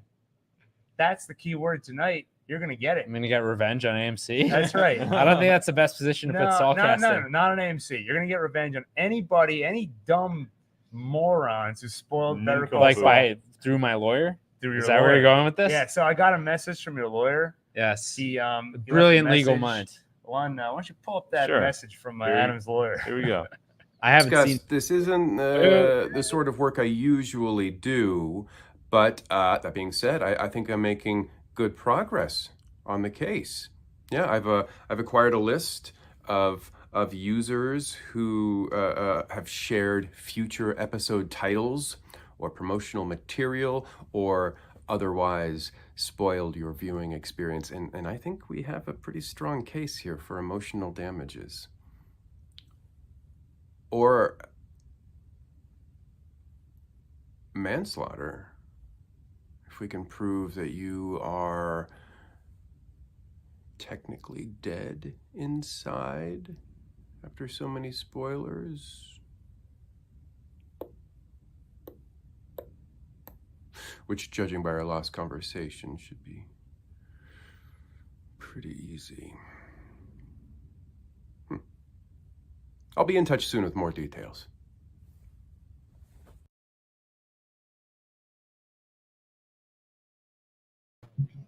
Yeah, yeah. So there you go. Adam was some bummed. retribution finally. Retribution in a couple of respects. Yes. First, we got Peter Dyseth, the actor who plays Bill Oakley. We got him for the trivia night, and I wrote some lines, and he said my name. Didn't say Adam. Yeah. So Adam was upset about that. Not really. It was more. No, like, it was more like I hope one day he says mine too. Yeah, I think I brought it up. I was like, you probably wish You're you like, said your name. You right? wish you said your name too, Yeah, right? don't Don't you, you? huh? Yeah. So I was trying to figure out a way. How do we, we got him for the short film. How do we? What can we do besides that? So that's what I thought of. Wabi Sabi says I'm dead inside from all of Adam's complaining. He's not the only Sometimes after an episode, I'll turn to Gil and be like, "Did I complain too much?" And turns out the answer is yes. Let me tell you something awesome. You haven't seen all the complaining because A, I cut a lot of it out of the podcast. Yeah. And B, there's a lot more behind the scenes. That's true. But I don't blame you. And even when the camera turns off, it still keeps going. I enjoy the suspense of the show. Yeah. So why would you go ahead and first of all, why would you use titles that tell you what's going to happen? Bill's Plan on the case. and execution. Bill's already Execution. on the case. Okay, all right. So let me take you through a recap. Okay. Shocking revelation. Jesse and Walt are going to be in this season of Better Call Saul. Yeah. Why do we know that? I don't know. Okay. Well, at least we still don't know what episode they're going to be on. Well, next week's episode is like, let me have the fun, the suspense a little bit. Yeah. But let's say this. The wonderful thing about the show is that, yes, the surprise is great. Yeah. What's going to happen? I don't know. But the fun is the character. That's true. In the end, even if I knew everything that was going to happen, Right. it's still fun to watch it play out. Yeah, be a little bit more mature. You already know he met Walt. What and about all the Jesse. people spoiling it? Well, if they're having a good time, they're probably on barbiturates. Yeah. they got freaking they got pacifiers in their mouth. Yeah, The show's almost over anyway. There won't be any more spoilers. That's true. Oscar 44, thank you for the $1.99. Just Lyle. says Lyle. That's right, Lyle right here. Thank you. Noobs are good. Thank you for the $5 New Zealand dollars. Bill, how'd you get Bill? It's a friend of Well, the show. Hey, you know what? I'm gonna do. Bill, why don't you Oh, come hell out here? Yeah. No, Bill's on Cameo. You know the app Cameo where you can pay for like a birthday shout out or that kind of thing. But the awesome, he went above and beyond. Yeah. Because if you go on Cameo, the text box is about this big. You can say, "Hey, I want you to wish a happy birthday to Adam. Tell him he smells good and he's an awesome guy or whatever." But I was like, "Smells good. Can we do more than that?" And he was willing to do more. And then reached out to him after this, and he was willing to be part of this. And basically, Peter Dyseth is an awesome dude. Speaking of which, he decided to break character, and we got a pretty fun anecdote, a little piece of trivia about Better Call Saul. That this is actually a scoop. Yeah. We got a scoop with Jeremiah Bitsui. He showed us some shirts. Maybe some he shouldn't have shown us. Yeah. But Peter Dyseth also shared something you can literally hear nowhere else. Aside from us, literally only one other person on the planet has seen or heard about this besides him. And we're about to reveal it to the public. We have permission. That's right. Okay, everybody. And even if we didn't, we do it anyway because that's how we roll. That's right. We don't care. Yeah. We don't give a flippity-doo. Flippity-doo. All right, everyone, buckle your seatbelts because we got a shout out coming from Peter Dyseth, where he's going to divulge some stuff that you've never heard nowhere else. Alun, roll the tape. Me, not Bill Oakley, but Peter Dyseth and Toby, who is so sleepy. You can just sleep in my arms, that's okay. I just wanted to take this opportunity to say hi and thank you for letting me be a part of this trivia night. It's been a lot of fun doing the videos this time and the time before. And it's always really cool to have the opportunity to slip back into Bill Oakley's shoes. Not literally. I'm barely wearing any pants, and definitely not shoes and socks, because you can only see me from here up. Metaphorical shoes. Bye, Toby. Yeah. Thank you. That's a lot of fun. Hey, I wanted to share something with you while I have you here, while I have you stuck in front of a screen. So I just wanted to tell you, because not a lot of people know this, and I thought it might be cool for you to be some of the few who do. I've got cat hair in my nose, which happens all the time. You think I get better about keeping it out of my nose, but I don't. Let me find it. Sorry, I have my iPad right here. I assume some of you are fans of the show Better Call Saul. It's a prequel to Breaking Bad on AMC. It's a good show. You should check it out. And of those who are fans, I imagine there are a couple of you who listen to the podcast, the Better Call Saul Insider podcast, which is amazing. And if you do, then this is what I wanted to share with you. A couple weeks ago, or a couple episodes ago, I believe, they spoke like very briefly about Oakley. It was the one where we had the ad on the bus bench, which is so good. If you haven't yet, call the number and check out the website. They're great and real. I recorded that on my phone like 4 weeks ago. So that was pretty fun. Excuse me, I got a burp. Anywho, one of the very few things that they said in the podcast was, I think Chris McCaleb said, dark oak, and they, chuckled and moved on because it was the end of the show. But I wanted to share with you what that means, because you probably don't know. Most people don't, outside of the casting crew. There was a sort of in-joke amongst us about a spin-off show for Bill Oakley. It's not real, it's a joke. But they made a little graphic for, I don't know who made it, but Peter Gould shared it with me. And this is it, and it's gonna be real glary, I'm sure. It's called Dark Oak. There's a picture of me. Oh, it's blurry. An AMC. Anyway, so it was just a silly little graphic that people shared around and laughed about, and that was what the reference Dark Oak is all about. You guys are, I've shown that to one person aside from my wife, and so I think you guys are among the very first to see that. I mean, it's a simple graphic, but it's cool. It was one of the in-jokes in the show. All right, I'll let you get on with it. I just wanted to say thank you so much for having me. Let's do it again. And hey, happy birthday, Daniel, Alan, Gil. Got birthdays coming up this month, and I hope they are amazing, and I hope your years are amazing, and the rest of your everything is amazing. All of you have birthdays coming up. Happy birthday to all of you, and to all a good night.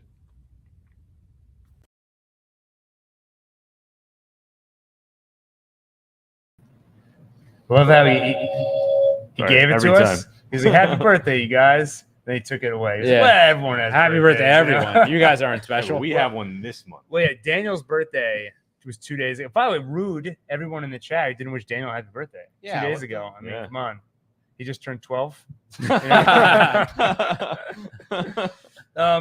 I see a couple of logistical questions in the chat.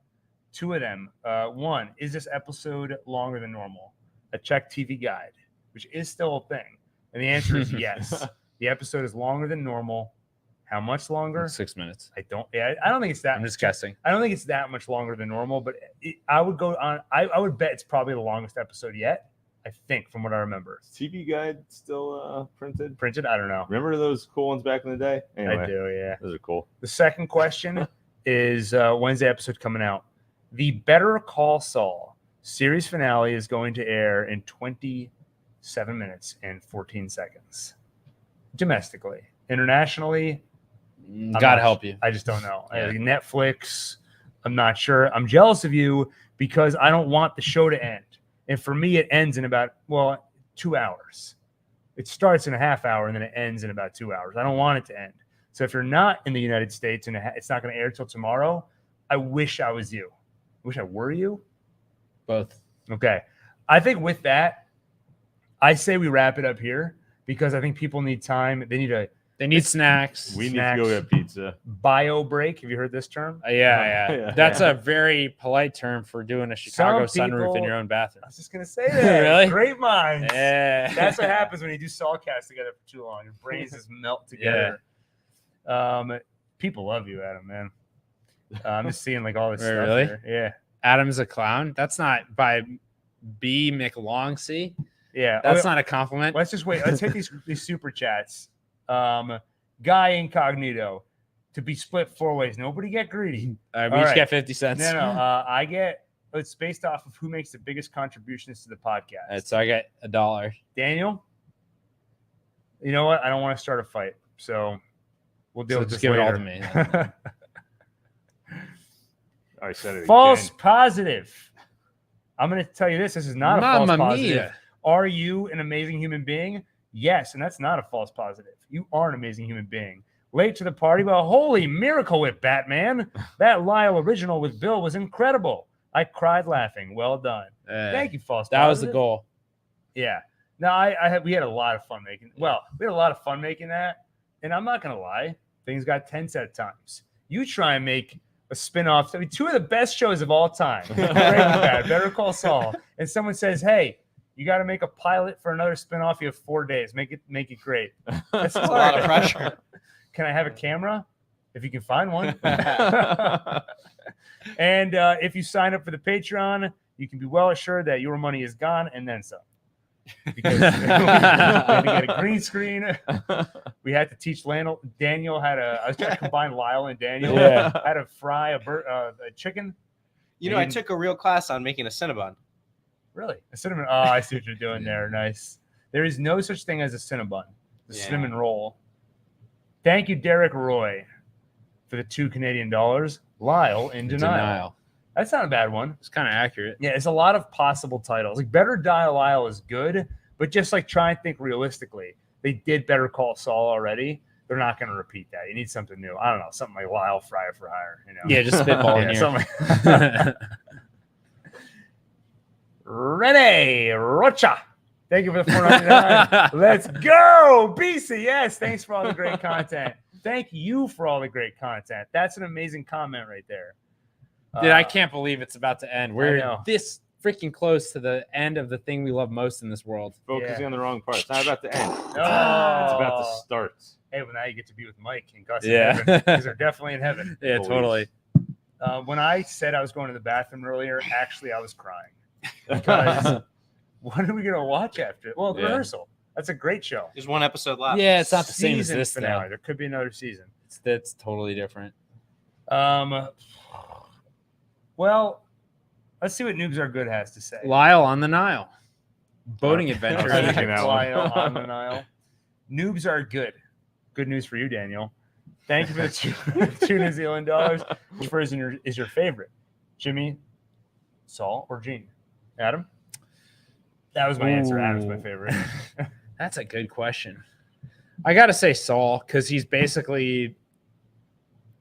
like a transitional, he's like in a transitional state, like in a chemical reaction, like when if like it hasn't quite completed to one possible outcome or another. Yeah.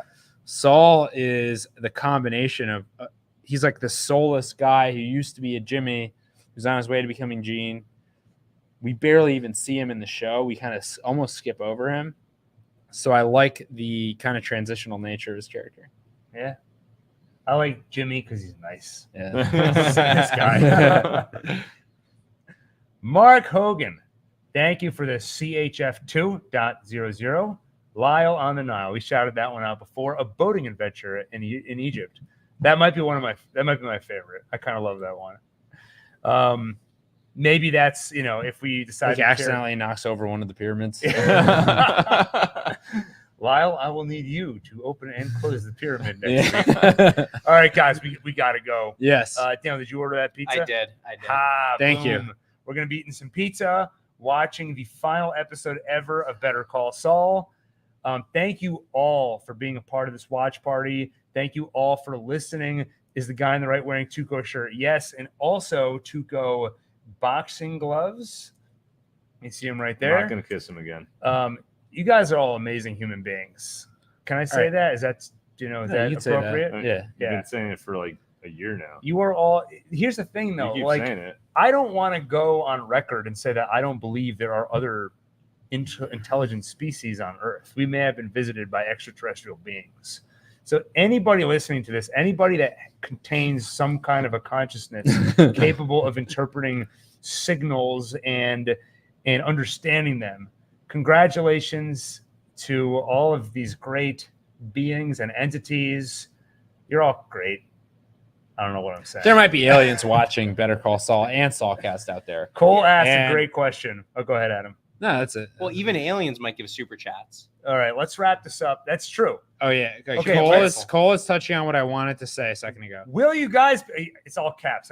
Will you guys be back after the episode?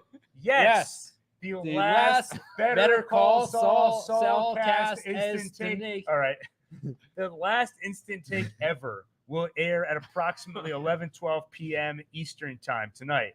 So this episode, I checked TV Guide. 12. Okay. With commercials, this episode goes until 10:40 p.m. Eastern time. So we will be live shortly thereafter with our instant take. There's a link in the description.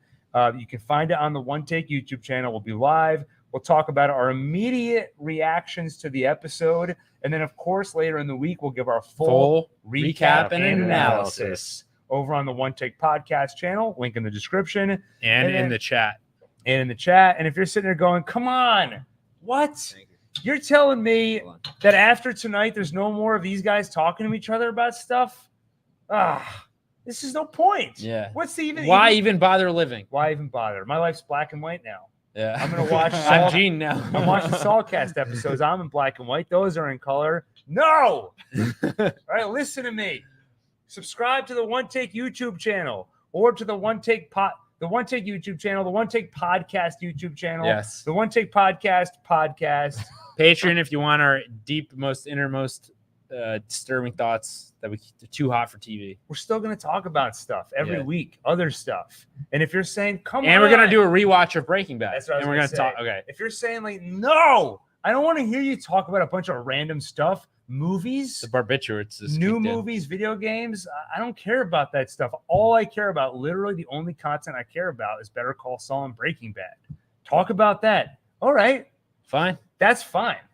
We're rewatching Breaking Bad after Better Call Saul, and we're going to talk about it on the podcast. You're going to like it. We're going to simulcast it. So it'll release on the OneTake podcast, and it'll release on the Saulcast podcast. Yes. So if you're subscribed to either, or you're subscribed to the OneTake Podcast YouTube channel, you will hear us talk about Breaking Bad, whether or not you want to.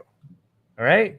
So I don't want to hear another word because we're about to go watch the finale. Enough of Better out of Call you. Saul. I've heard enough out of you. All right, everyone. With that, I'll see you on the instant take. I'm Gil. I'm Adam. I'm Daniel. I'm Alun. And this is Saulcast, pre-series finale watch party, featuring a premiere of a Saulcast original about Lyle.